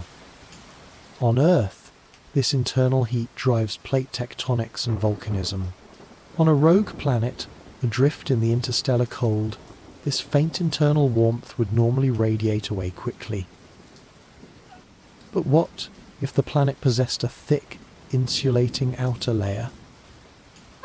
For a gas giant, this could be a deep, dense hydrogen atmosphere. For a smaller, rocky or icy world, it could be a thick crust of water ice, perhaps kilometers or even tens of kilometers thick. If such an insulating blanket exists, the faint but continuous heat trickling up from the planet's interior could be trapped beneath it. Calculations suggest that for a planet roughly the size of Earth, with a typical composition of radioactive elements and a sufficiently thick ice shell, perhaps formed from water acquired during its time in its original solar system, this internal heating could be enough to maintain a layer of liquid water beneath the ice, a global subsurface ocean, potentially for billions of years, the entire age of the galaxy. This is the new awareness, the staggering possibility of subsurface oceans on rogue planets, warmed not by the light of a distant sun, but from within by the planet's own slow, radioactive heartbeat. Suddenly, the definition of the habitable zone dissolves, or rather, expands infinitely. Habitability is no longer tied to the narrow sunlit band around a star. It could exist anywhere, even in the coldest, darkest depths of interstellar space, provided a world has the right ingredients, water, rock, and the right insulation, a thick ice shell, to trap its own internal heat. This possibility is strengthened by what we see in our own outer solar system. Jupiter's moon Europa and Saturn's moon Enceladus both possess confirmed global oceans of liquid salt water hidden beneath their icy crusts. These oceans are kept liquid not primarily by internal radioactive decay, though that contributes, but by tidal heating, the friction generated as the moons are continuously stretched and squeezed by the immense gravity of their parent planets.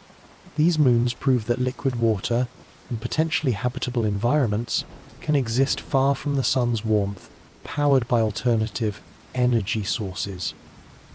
Rogue planets lack tidal heating, but their own radiogenic heat could serve a similar function.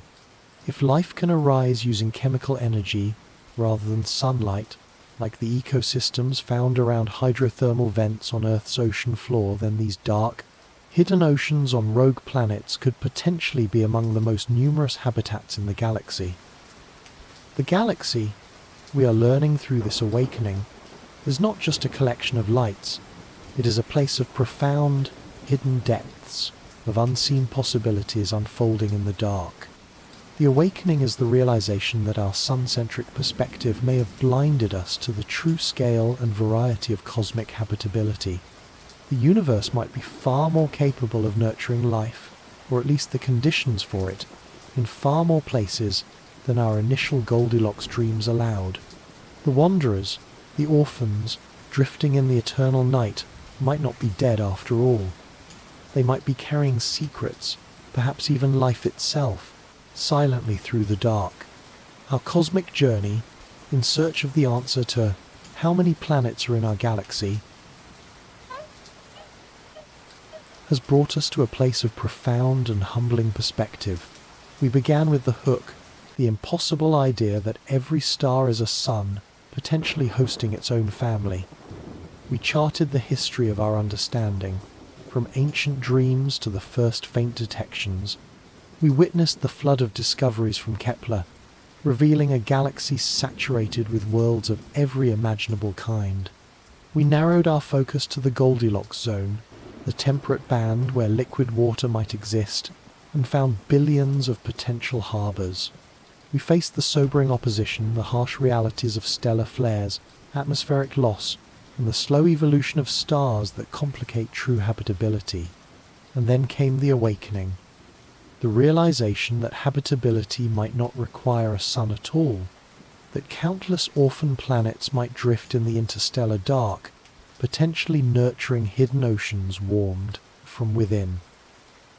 With each step on this journey, our understanding of where life could potentially exist has expanded dramatically. From sun-like stars, to the close-in zones of red dwarfs, to the dark warmth of rogue planets, the map of cosmic possibility has grown far beyond our initial Earth-centric expectations. But now, as our journey nears its close, we arrive at the deepest truth. The final, and perhaps most important, revelation. It is a truth that doesn't just expand the map of where life might be, but fundamentally redefines our understanding of what life is in the cosmic context. It shifts our perspective from searching for rare oases to recognizing a potentially fertile landscape. The revelation is this: the ingredients for life, the fundamental building blocks from which complexity arises, are not special, and they are not rare. They are, in fact, among the most common, most abundant, and most fundamental materials in the entire known universe. For so long, consciously or unconsciously, we have operated under the assumption that life itself is the miracle. A delicate, fragile, almost improbable accident that happened here on Earth because we had the perfect, lucky, perhaps unique combination of elements, energy, and timing. We thought life was the unlikely destination, the rare flower blooming in a sterile desert. We were looking at it backwards. The revelation, supported by decades of astronomy, chemistry, and planetary science, is that the ingredients for life are the starting point. Life isn't the unlikely outcome. The raw materials for it are practically unavoidable. Consider the elements that make up every living thing on Earth, the very substance of your body as you listen now. Carbon, the versatile backbone of organic molecules. Hydrogen and oxygen combine to form water, the solvent of life. Nitrogen, essential for amino acids and DNA. Phosphorus, crucial for energy transfer. Sulfur, important for protein structure. These are not exotic, precious metals forged only in the rarest cosmic events. These are among the most common elements produced by the ordinary life cycles of stars. Hydrogen and helium were formed in the Big Bang itself, the primordial material of the cosmos. Carbon, nitrogen, oxygen, and all the heavier elements up to iron are synthesized through nuclear fusion in the cores of stars throughout their lives. Elements heavier than iron are forged in the intense, explosive deaths of massive stars, supernovas, which then scatter these newly created elements across vast regions of space.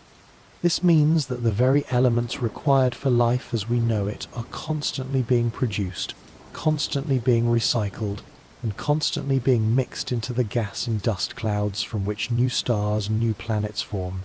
They are everywhere. The universe is inherently seeded with the necessary atomic ingredients.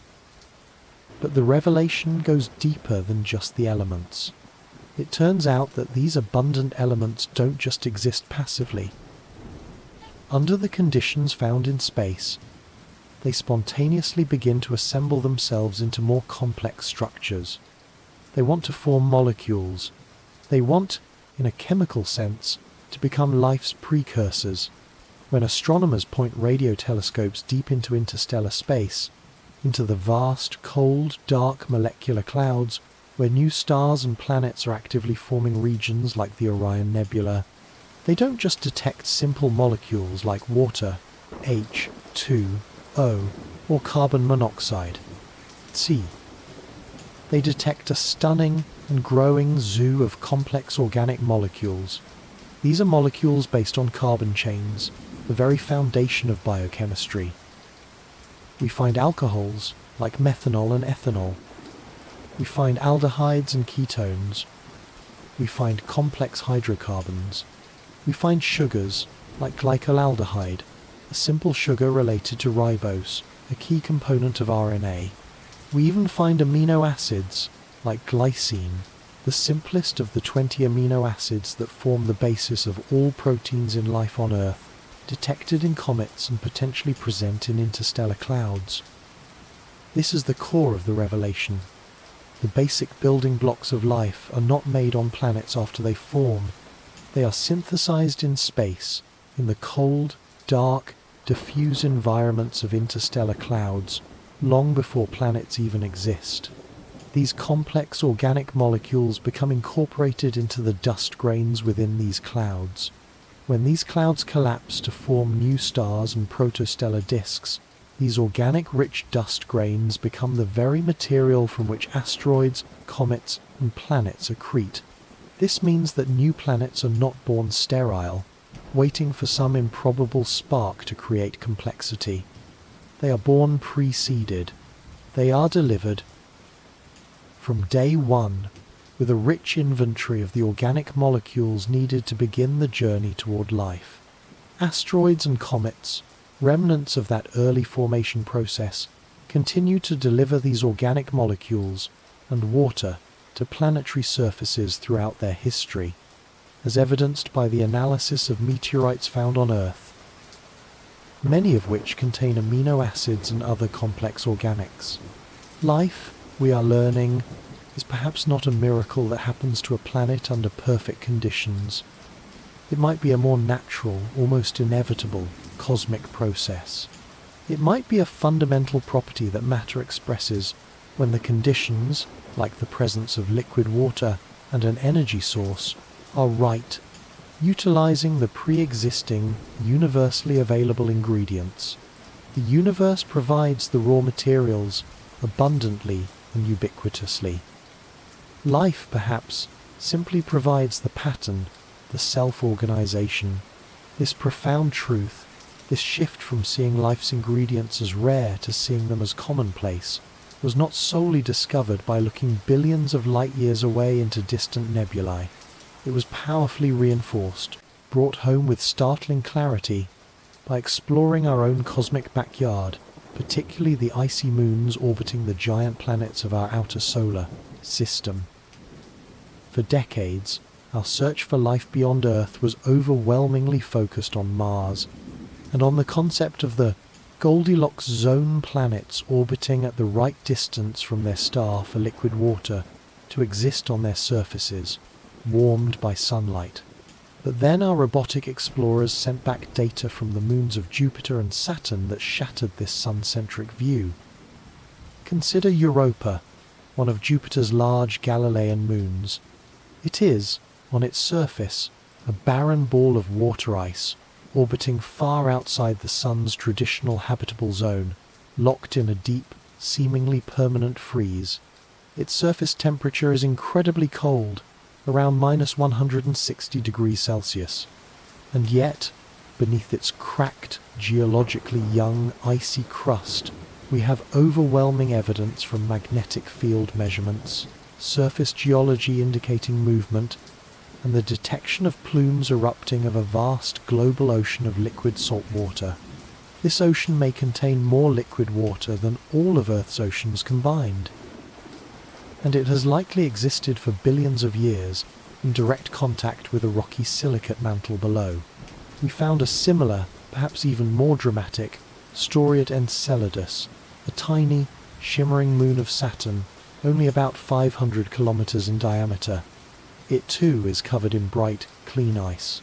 But Cassini spacecraft observations revealed astonishing geysers erupting from fissures near its south pole, plumes of water vapor, ice crystals, salt, and complex organic molecules shooting hundreds of kilometers out into space from a liquid water ocean hidden beneath the ice. Cassini even flew through these plumes, directly sampling the ocean's contents, confirming the presence of water, salts, silica dust indicating hydrothermal activity on the ocean floor, and complex organic molecules including methane, ammonia, and potentially precursors to amino acids. How can there be liquid water, the essential solvent for life, in these places so far from the sun's warmth? The answer is the core of the revelation about alternative habitats. These subsurface oceans are not warmed by sunlight. They are warmed primarily from within. The main energy source is tidal heating. Europa, in its slightly eccentric orbit around Jupiter, and Enceladus, locked in a gravitational resonance with other Saturnian moons, are continuously stretched and squeezed by the immense gravitational pull of their parent planets. This constant flexing generates friction within their interiors, producing heat. Much like repeatedly bending a paperclip makes it warm, this internal tidal heat is sufficient to maintain liquid water deep beneath the insulating ice shells. Additional heat likely comes from the decay of radioactive elements in their rocky cores, just as hypothesized for rogue planets. These discoveries utterly shatter the traditional Goldilocks zone as the sole arbiter of habitability. They prove, definitively, that the conditions necessary for life, liquid water, essential elements, organic molecules, and an energy source do not require sunlight. They only require energy, and energy can come from many places. From tidal friction, from the heat of a planet's or moon's own formation and radioactive core, or potentially from chemical gradients, like those found around hydrothermal vents on Earth's ocean floor, where chemical reactions between water and rock release energy that microbes can harness. This is the deepest truth, the ultimate revelation that redefines everything. The galaxy is not just full of planets, it is full of the raw ingredients for life, distributed everywhere through cosmic recycling. And it is full of potential energy sources, not just starlight, but gravitational energy and internal heat as well. This revelation connects all the threads of our journey. It means that the billions, perhaps trillions, of orphan planets drifting in eternal darkness are not necessarily dead, frozen relics. If they are large enough to retain significant internal heat and possess a thick insulating layer, like an ice shell or a dense atmosphere, they could harbour vast hidden oceans of liquid water, potentially stable for billions of years, warmed entirely from within. It means that the countless icy moons we are only just beginning to explore in our own solar system, and the trillions more likely orbiting giant planets throughout the galaxy, are all potential habitats, regardless of their distance from their star. The number of potential abodes for life expands exponentially beyond the already staggering number of planets in stellar habitable zones. The search for life, therefore, is not just the search for Earth twins orbiting sun-like stars. That was our old, limited, perhaps narcissistic dream. The new, deeper, and far more exciting reality is that life is likely far more resilient, adaptable, and opportunistic than we once imagined. The universe appears to be fundamentally fertile, providing the necessary ingredients and diverse energy sources almost everywhere. Life, In some form, perhaps microbial, perhaps something stranger might be an almost inevitable consequence of cosmic chemistry playing out over time in these varied environments. It might be waiting in the dark, sunless oceans of Europa or Enceladus right now. It might be thriving deep beneath the ice of a rogue planet we will never even see. It might exist in forms and places we haven't yet conceived. The universe, this revelation tells us, is not a collection of mostly sterile rocks, occasionally punctuated by a rare, living oasis. It appears, instead, to be a vast, interconnected, living chemical system, constantly building complexity, constantly exploring possibility, constantly recycling the ingredients for existence. Life is perhaps not the improbable exception. Perhaps, just perhaps, life is the underlying theme. We have travelled an immense distance on this quiet journey tonight, not just across the light years of the galaxy, but across the landscape of human understanding. We began with a sky that seemed almost empty, save for a scattering of distant, enigmatic lights. We followed the thread of curiosity, from the ancient dreamers who first charted the wanderers to the modern astronomers who learned to decipher the subtle language of starlight. We witnessed the revelation, confirmed by the patient stare of telescopes like Kepler, that our galaxy is not a void, but a teeming metropolis, saturated with worlds numbered in the trillions. We narrowed our gaze, seeking the delicate balance of the Goldilocks zone, and found that billions of potential harbours, worlds where water might flow, likely exist. We faced the sobering opposition, the complex realities of stellar evolution and planetary physics that challenge true, long-term habitability. And then, in a profound awakening, we realized that life's potential might extend far beyond sunlit surfaces, perhaps into the hidden, geothermally warmed oceans of icy moons or dark, wandering rogue planets. Finally, we arrived at the deepest revelation, that the very ingredients for life, the complex organic molecules and essential elements, are not rare accidents, but common cosmic currency, forged in stars and scattered through interstellar clouds, ready to seed new worlds from their very inception. Now, after this vast expansion of perspective, after confronting the sheer, almost overwhelming abundance of the cosmos, we must pause. This is the moment for stillness. This is the time for quiet, for awe.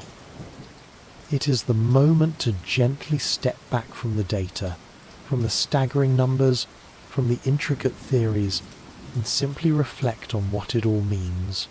What does it mean for us, as individuals, as a species, to know, with growing scientific certainty, that our home, our precious Earth, is just one instance of a pattern repeated billions upon billions of times across the galaxy? For most of human history, our sense of identity, our place in the grand scheme of things, has been defined by our perceived separation, our uniqueness.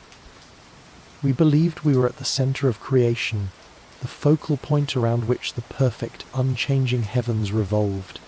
Even after science displaced us from that physical center, a sense of biological or existential exceptionalism often remained.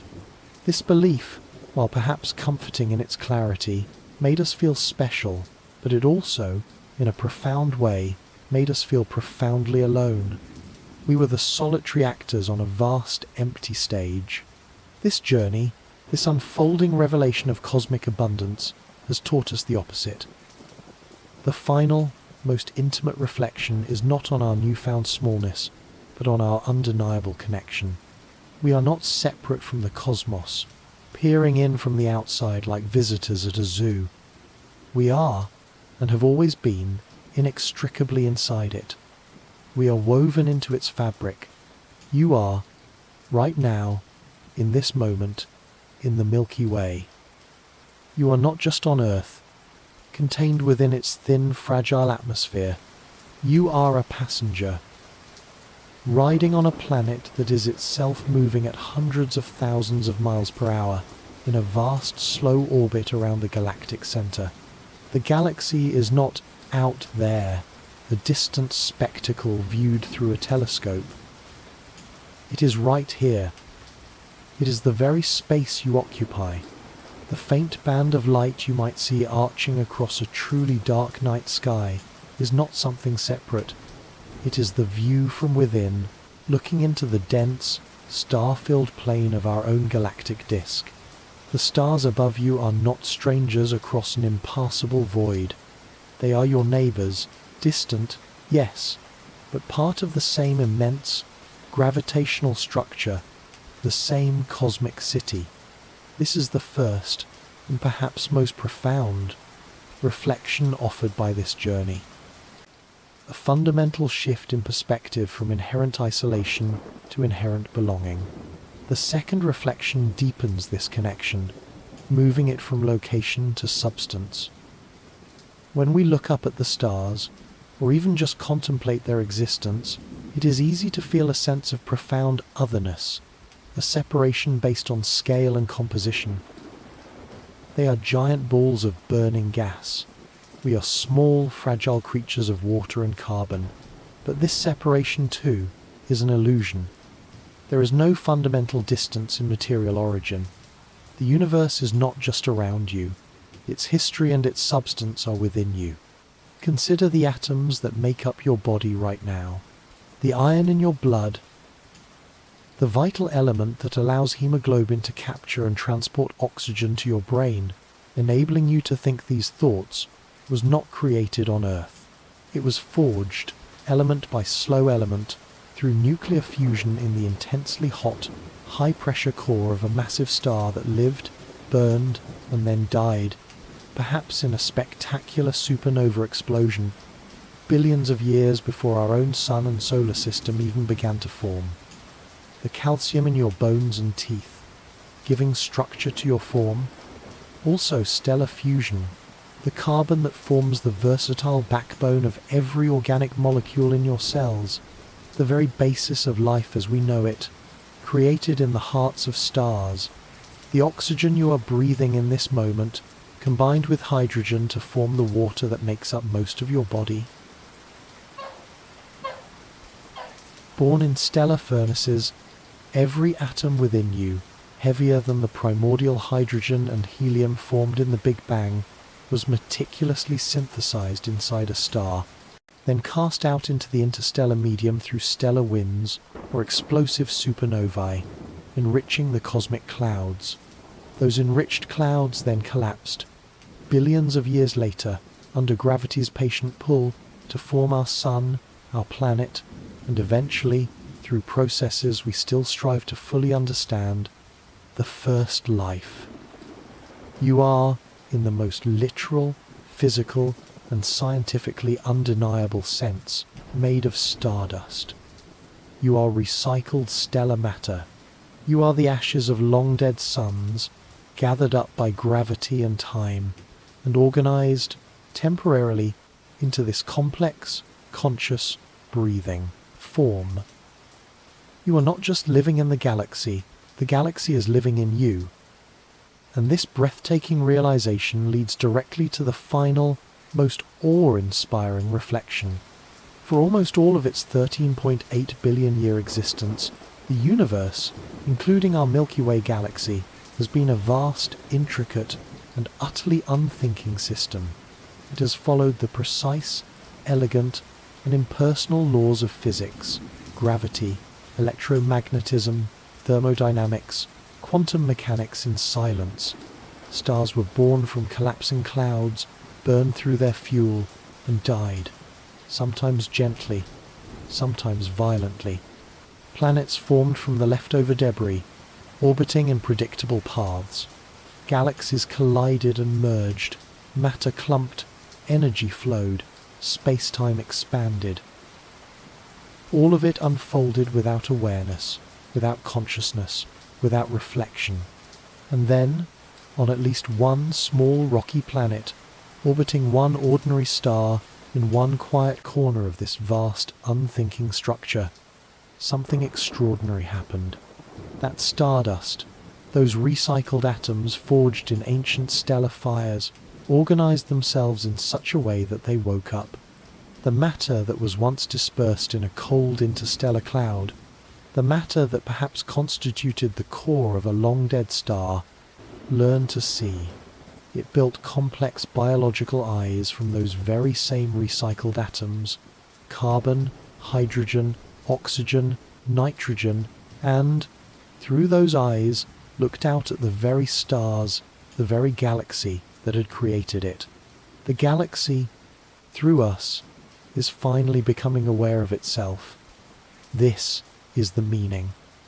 This is the quiet, heart-stopping awe that underlies the entire scientific endeavor.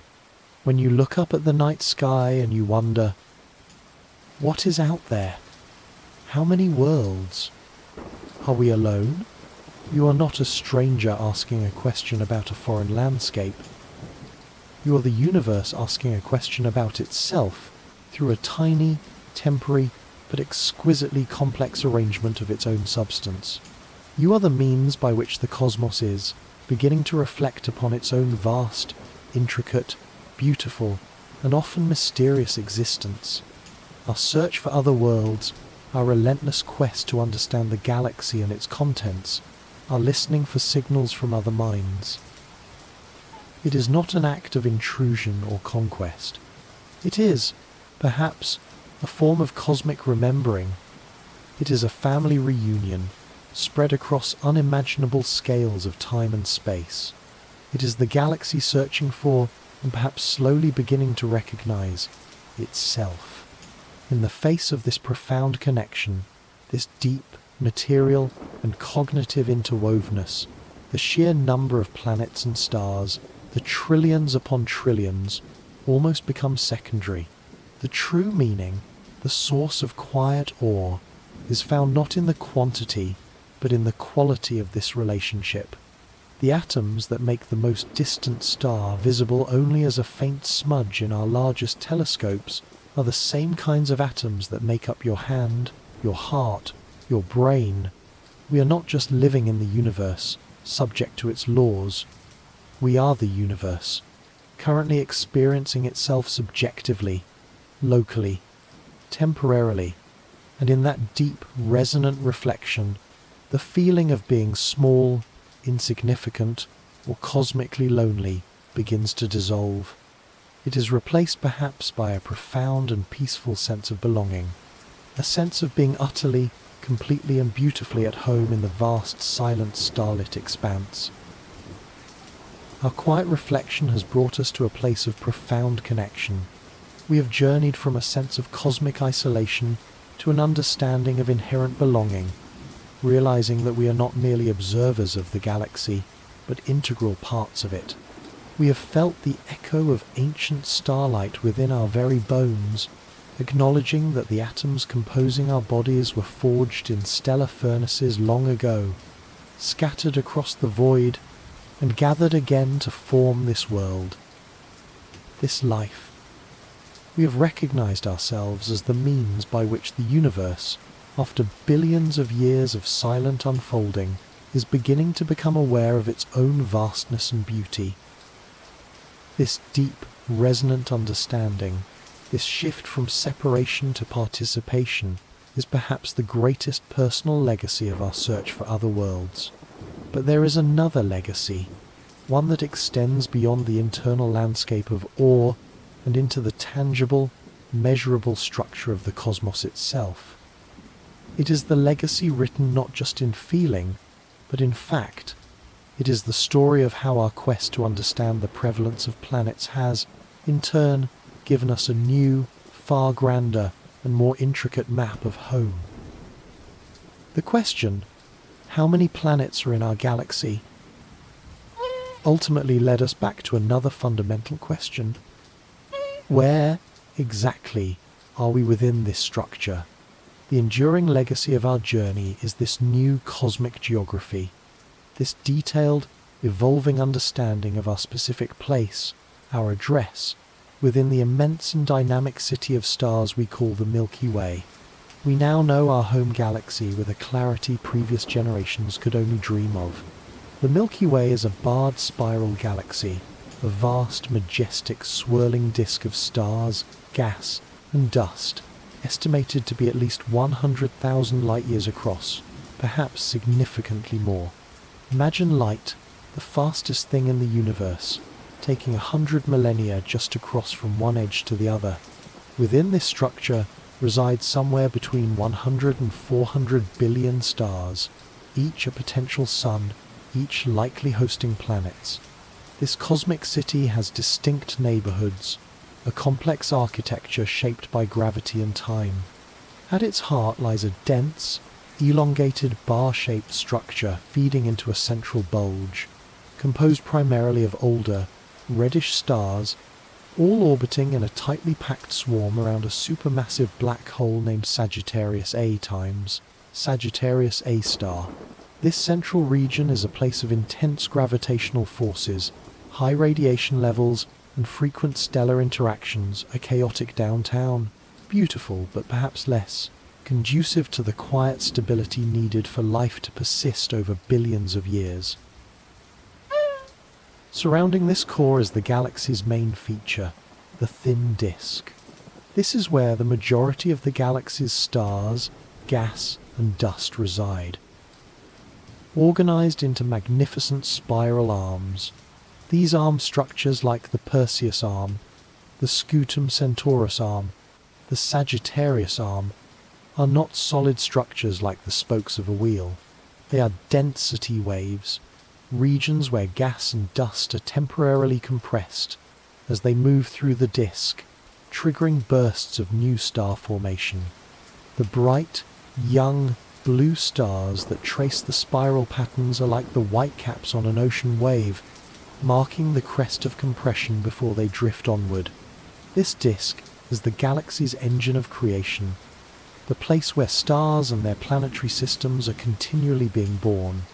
Above and below this flat disk extends a much larger, more diffuse, roughly spherical structure called the halo. The halo is composed mainly of very old stars, often gathered into ancient, tightly bound groups called globular clusters.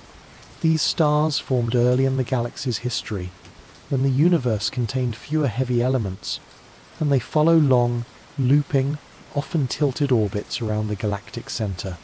The halo also contains the vast majority of the galaxy's mass, not in stars, but in the form of invisible dark matter, whose gravity provides the scaffolding that holds the entire structure together.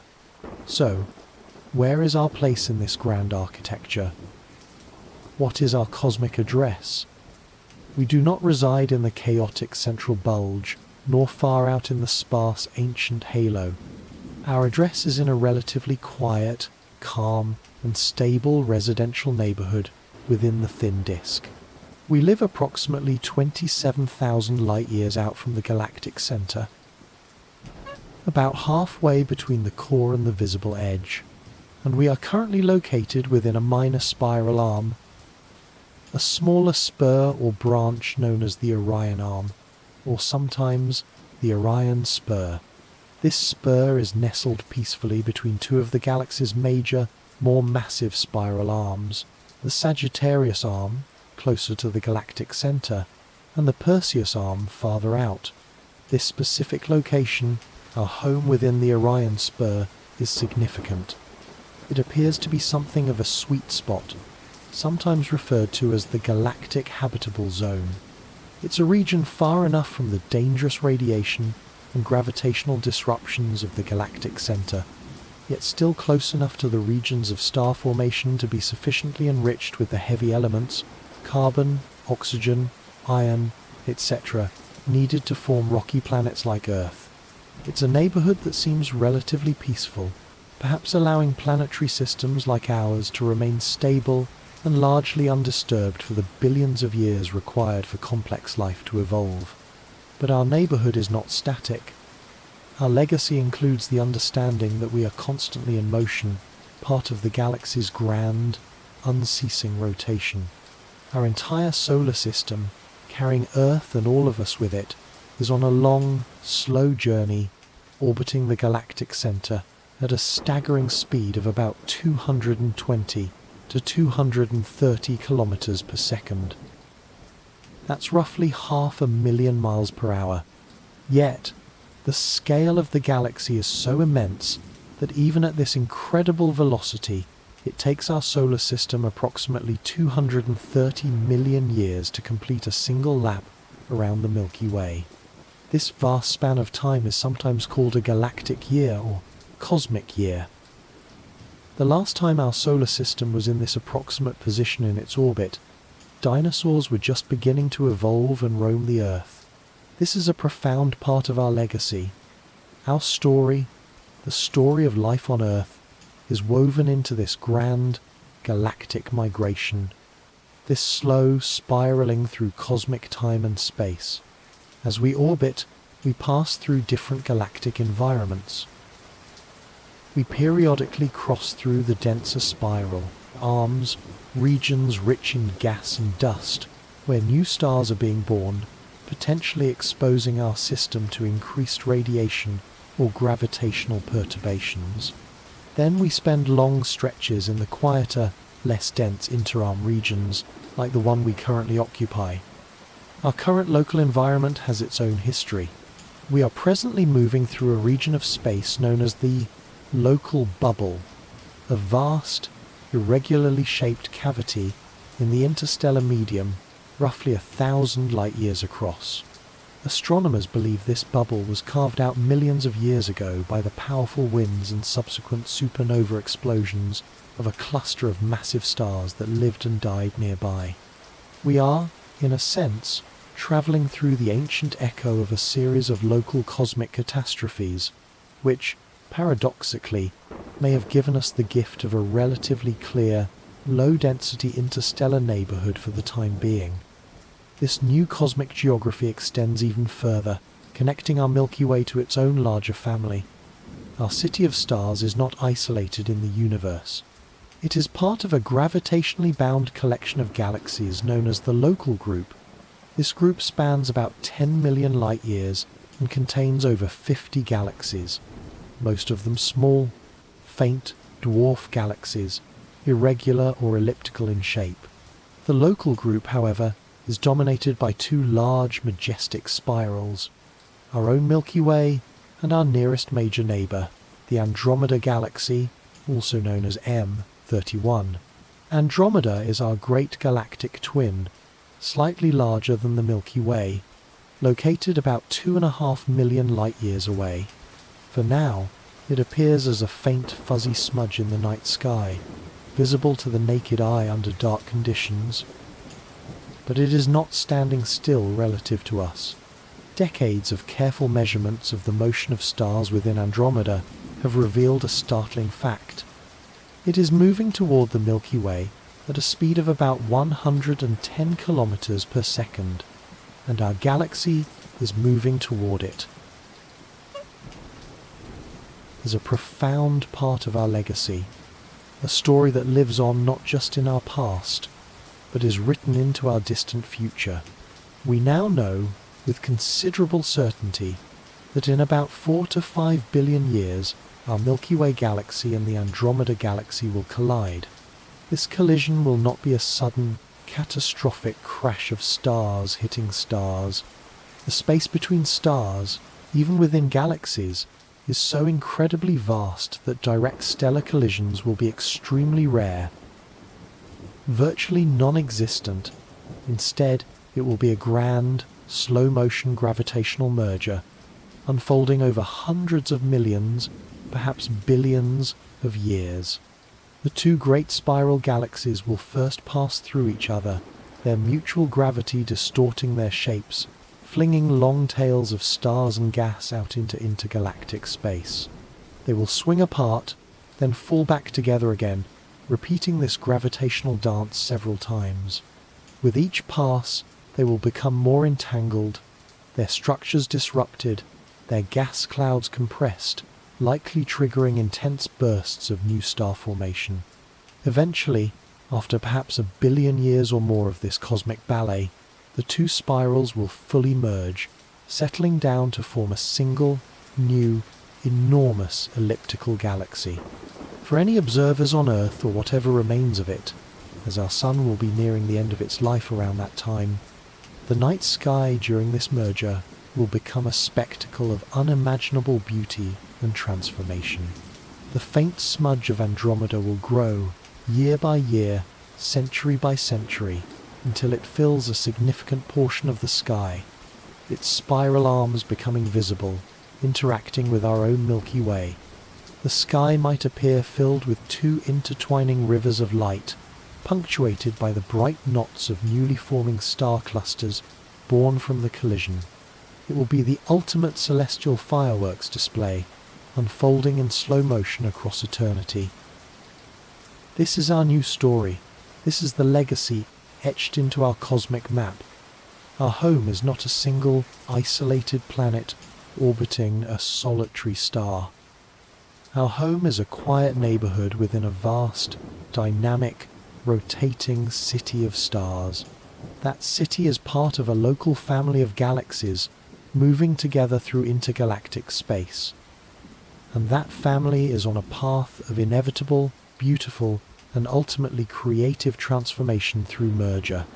We are not just static inhabitants of a place. We are participants in a grand cosmic narrative, a story of connection, of motion, of recycling, and of transformation that stretches from the atoms within us to the collision of galaxies billions of years in the future. The legacy of our search for planets is this profoundly expanded sense of home, this awareness of being embedded within and carried along by the magnificent, evolving architecture of the cosmos itself. Our journey tonight began with a question that seemed, on its surface, simple, almost childlike in its directness. How many planets are in our galaxy? It felt like a request for a number, a finite inventory, a way to put boundaries around the vastness and hold it neatly labelled in our minds. We embarked on this quest, tracing the evolution of human understanding from ancient eyes, gazing at wandering lights, to the sophisticated instruments that learn to detect the invisible tremors and shadows of distant worlds. We witnessed the quiet revolution ignited by the first confirmed discoveries, the pulsar planets and the impossible hot Jupiter, moments that shattered old paradigms and opened the floodgates. We followed the unblinking stare of Kepler as it transformed speculation into statistics, revealing a galaxy not sparsely dotted with worlds, but utterly saturated with them. Teeming with trillions of possibilities, we explored the astonishing diversity of these worlds, from scorched lava planets to frozen orphans adrift in the interstellar dark. We contemplated the delicate balance of the Goldilocks zone and the profound revelation that the very ingredients for life are woven into the cosmic fabric itself, common and abundant. We reflected on our own deep connection to this process, realizing we are not separate observers but participants, made of the same stardust we seek to understand. And we mapped our own place within the grand, evolving architecture of the Milky Way, our home city of stars. And so now, after this long, winding passage through discovery, reflection, and awe, we return, inevitably, to the question that launched us. The one that echoes not just through this single night, but beyond our time, connecting our fleeting curiosity to the enduring mystery of the cosmos. How many planets are in our galaxy? We still crave a number. We are human after all. We measure, we count, we categorize. It is how we make sense of the world, how we attempt to grasp the infinite by breaking it into finite pieces. We want a final, satisfying answer to file away, a definitive total for the galactic census. But the final lesson of our journey, the wisdom offered back to us by the universe itself, is perhaps this: there is no final number. And the reason why there is no final number is, perhaps, the most profound and resonant lesson of all. We cannot arrive at a final, static count, because the galaxy itself is not a static object. It is not a finished museum piece, a completed gallery of lights and worlds that we can simply walk through, cataloguing each item until the inventory is complete. The galaxy is a process. It is a living, breathing, dynamic system. It is, in this very moment, in the continuous, unending act of creation and dissolution. The number we seek is not a fixed total. It is, as the framework suggested, more like a pulse. It changes with every tick of the cosmic clock. Think of it like trying to count the waves in the ocean. You could freeze a single moment in time and count every crest, every ripple. But in the very next instant, new waves would have formed, others would have broken and dissipated. The number is merely a snapshot of a system in constant fluid motion. So it is with the Milky Way, on a timescale far grander, but with the same fundamental dynamism. Right now, as you listen to these words, deep within the swirling, gas-rich spiral arms of our galaxy, perhaps thousands of light-years away, a dense knot within a cold molecular cloud is collapsing under its own gravity. Its core is heating. Nuclear fusion is just beginning to ignite. A new star is flickering into existence. Around it, a vast disk of leftover gas and dust is settling into orbit. And within that disk, warmed by the nascent star, the first microscopic grains of silicate and ice are starting to collide, to stick together, planting the seeds of new planets. In this instant, a new solar system, or the potential for one, has just been added to a count that was already beyond true counting. And in that very same moment, somewhere else in the galaxy, an ancient star, perhaps one that formed billions of years ago, is exhausting the last of its nuclear fuel. It begins to swell, its outer layers expanding dramatically into a red giant. This dying star engulfs its inner planets, boiling away their atmospheres, perhaps vaporizing the worlds themselves. Its story, and the story of the planets it nurtured, is coming to an end. The number has changed again. This is the echo beyond time. Our search for a simple quantity, a final number, has instead revealed a timeless quality of the universe. It is prolific, it is endlessly fertile, it never, ever stops creating. This fundamental lesson weaves itself into humanity's ongoing cosmic journey, shaping how we approach the future of exploration and understanding. It tells us that creation is not a singular event that happened in the distant past, like the Big Bang alone. Creation is a continuous, ongoing process that is happening now, all around us, on galactic scales. The galaxy is constantly recycling itself. The very atoms forged in the heart of that dying red giant will eventually be cast back out into the interstellar medium through stellar winds or a final planetary nebula phase. Those enriched atoms, carbon, oxygen, nitrogen, will drift through the quiet between stars, eventually mixing into new molecular clouds, ready to be gathered up again by gravity to form yet another star and another generation of planets. The galaxy is a vast, slow, self-sustaining ecosystem of matter and energy, constantly turning old stars into new worlds. The best answer we have, then, to our original question is not, and can never be, a precise number. It is, instead, a range, an estimate, a gesture toward the immense scale of reality. Hundreds of billions, perhaps trillions. We say these phrases now, not as final counts, but as acknowledgements. They are admissions of a beautiful, profound, and perhaps permanent ignorance regarding the exact total. They are statements about the order of magnitude, a recognition that the cosmos, in its sheer abundance, will always exceed our ability to perfectly quantify it. The number itself becomes less important than the understanding it represents. The universe makes worlds with effortless, overwhelming generosity. This realization fundamentally changes the nature of our future journey, our ongoing exploration of the cosmos. We are no longer explorers merely seeking to fill in the blank spots on a static map, ticking off discoveries until the chart is complete.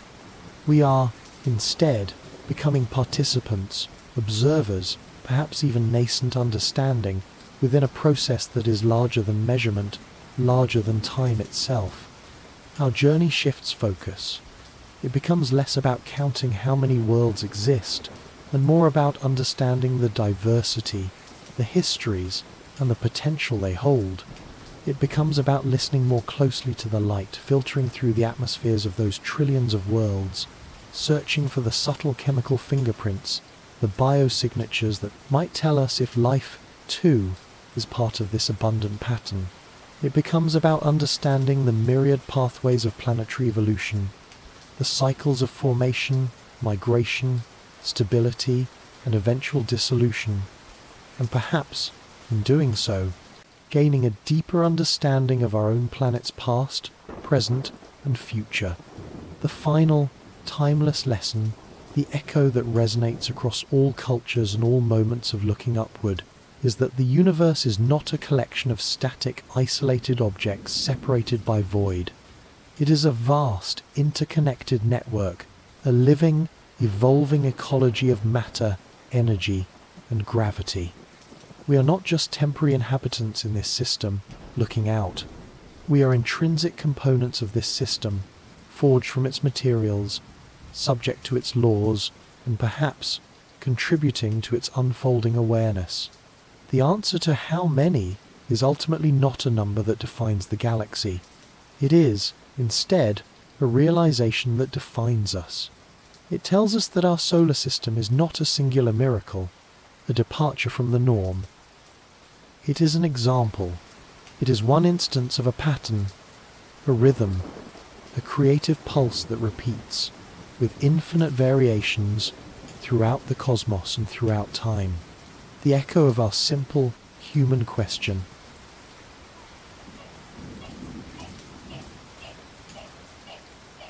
How many planets? Is answered by the galaxy not with a number spoken back, but with the quiet, steady, and unending beat of its own continuous creation. And in learning to hear that rhythm, perhaps we find the truest answer of all. And so, after a long, quiet drift through the immense landscape of galactic discovery, our journey gently comes to its close. We began, as all human inquiries do, with a question born of wonder, perhaps tinged with a hint of cosmic loneliness. How many planets are in our galaxy? We carried with us the hope for a number, a finite answer, something solid to hold against the perceived emptiness of the night. But the universe, in its patient, subtle way, has offered us something far richer, far more resonant than a simple count. It has guided us on a path that led not to a final tally, but to a profound shift in perspective. It has given us back not a number, but a feeling, a sense of belonging, of connection, of being intrinsically woven into the vast, beautiful, and endlessly creative fabric of existence. We trace the arc of human understanding. From the ancient eyes that first saw gods in the wandering lights, to the minds that dared to displace Earth from the center, and to the patient observers who finally learned to detect the invisible signatures of worlds orbiting distant suns.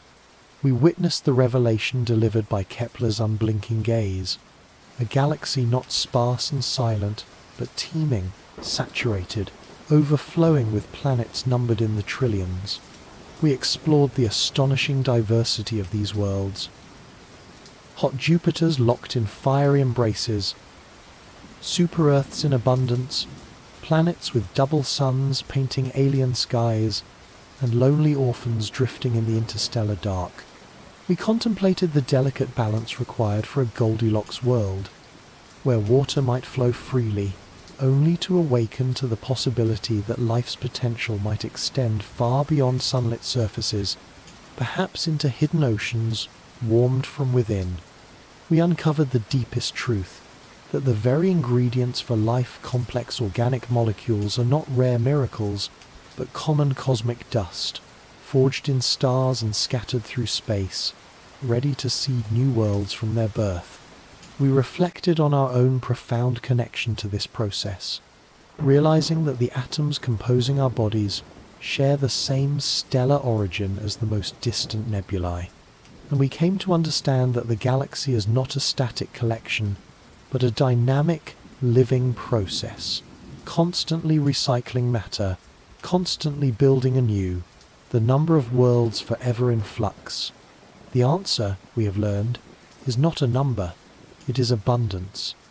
It is the quiet, meditative awe inspired by a universe revealed to be fundamentally fertile, endlessly creative, and deeply interconnected. As you rest here now, perhaps as the world outside grows quiet and your own thoughts begin to drift, let this new reality settle around you, softly, like starlight gathering on a still surface. The galaxy is not somewhere else, a distant object viewed through a lens. It is here. It is all around you, and within you, the air you are breathing, the ground beneath you supporting your rest, the very atoms that form your body, all are intrinsically part of this vast, swirling structure. When you look at your own hand, resting perhaps beside you now, you are looking at matter that was forged in the unimaginably hot, dense core of a star that lived, burned through its fuel, and died in a spectacular explosion, perhaps billions of years before our own sun ever ignited. The iron circulating in your blood, carrying the oxygen that sustains your life moment by moment, the calcium strengthening your bones, the carbon forming the intricate chains and rings of your cells, all of it was created in distant stellar furnaces, scattered across interstellar space by cosmic winds and supernovae, mixed into vast clouds of gas and dust, and then gathered up again, billions of years later, by gravity's patient hand, to form our sun, this planet, the first molecules, the first life, and eventually, you. You are not separate from the cosmos. You are its continuation. You are, in the most literal and profound sense, the Milky Way galaxy, organized in such a way that it has become conscious, capable of reflecting upon itself. This is the great, poetic truth that emerges from the scientific quest.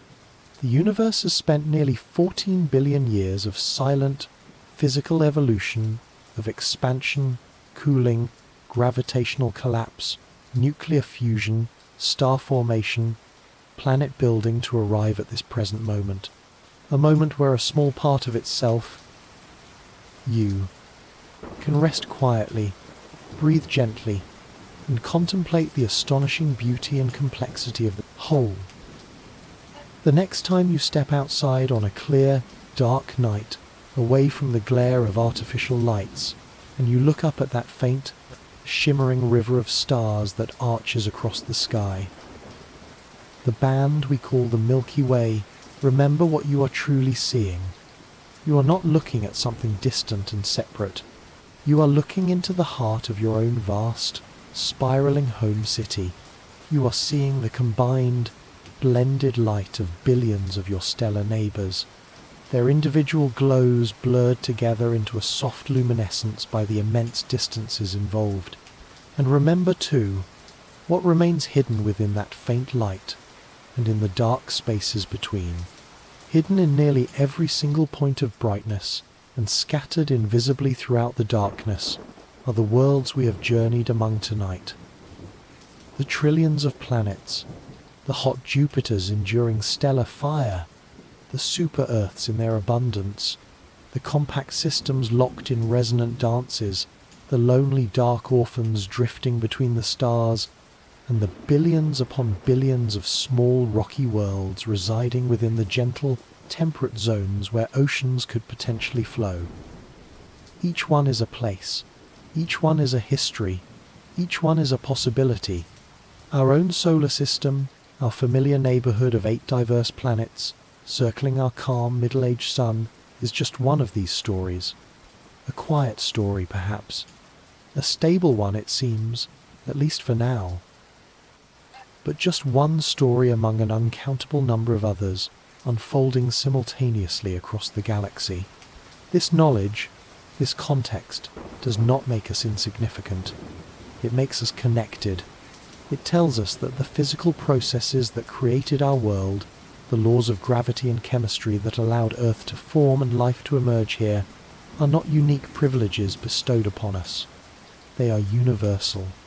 The same fundamental rules, the same creative interplay of matter and energy, are at work in every corner of the galaxy, in every protostellar disk, around every star. We are a part of a pattern, a vast cosmic theme that repeats endlessly, with beautiful, intricate, and sometimes startling variations. So, as you drift towards sleep tonight, let your thoughts return, gently, to the stars.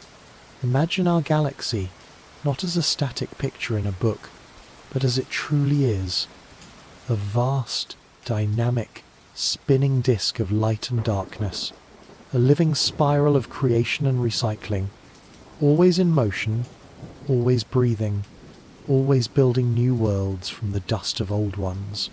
Imagine our sun, a single, ordinary yellow star among hundreds of billions, following its long, slow, 230 million year path around the galactic center, carried along in the gentle, relentless current of galactic rotation.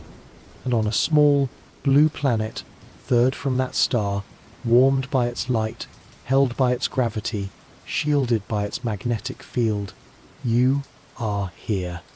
A conscious fragment of that grand, unfolding cosmic story. You are a witness. You are the evidence. You are the universe contemplating itself. The galaxy does not hurry. Stars ignite, burn for billions of years, and gently fade or violently explode according to their own internal clocks. Planets form over millions of years, orbit for eons, and are perhaps eventually consumed or cast adrift. Cosmic time stretches calmly, patiently, across scales that dwarf human concerns. We are part of that same unhurried rhythm. And as you lie here, resting on a world that is itself an expression of that rhythm, a participant in that vast pattern stretching farther than light can cross in a lifetime, you can perhaps feel that connection, that quiet sense of belonging. The stars visible outside your window and the trillions more hidden beyond your sight are not strangers across an unbridgeable gulf. They are neighbors, they are sons, and they are, all of them, holding us, gently, inevitably, within their shared, luminous, interconnected, and unending story. The answer to how many planets is simply yes. The universe is full, and in that fullness, perhaps we find not loneliness, but peace. Welcome home to the cosmos.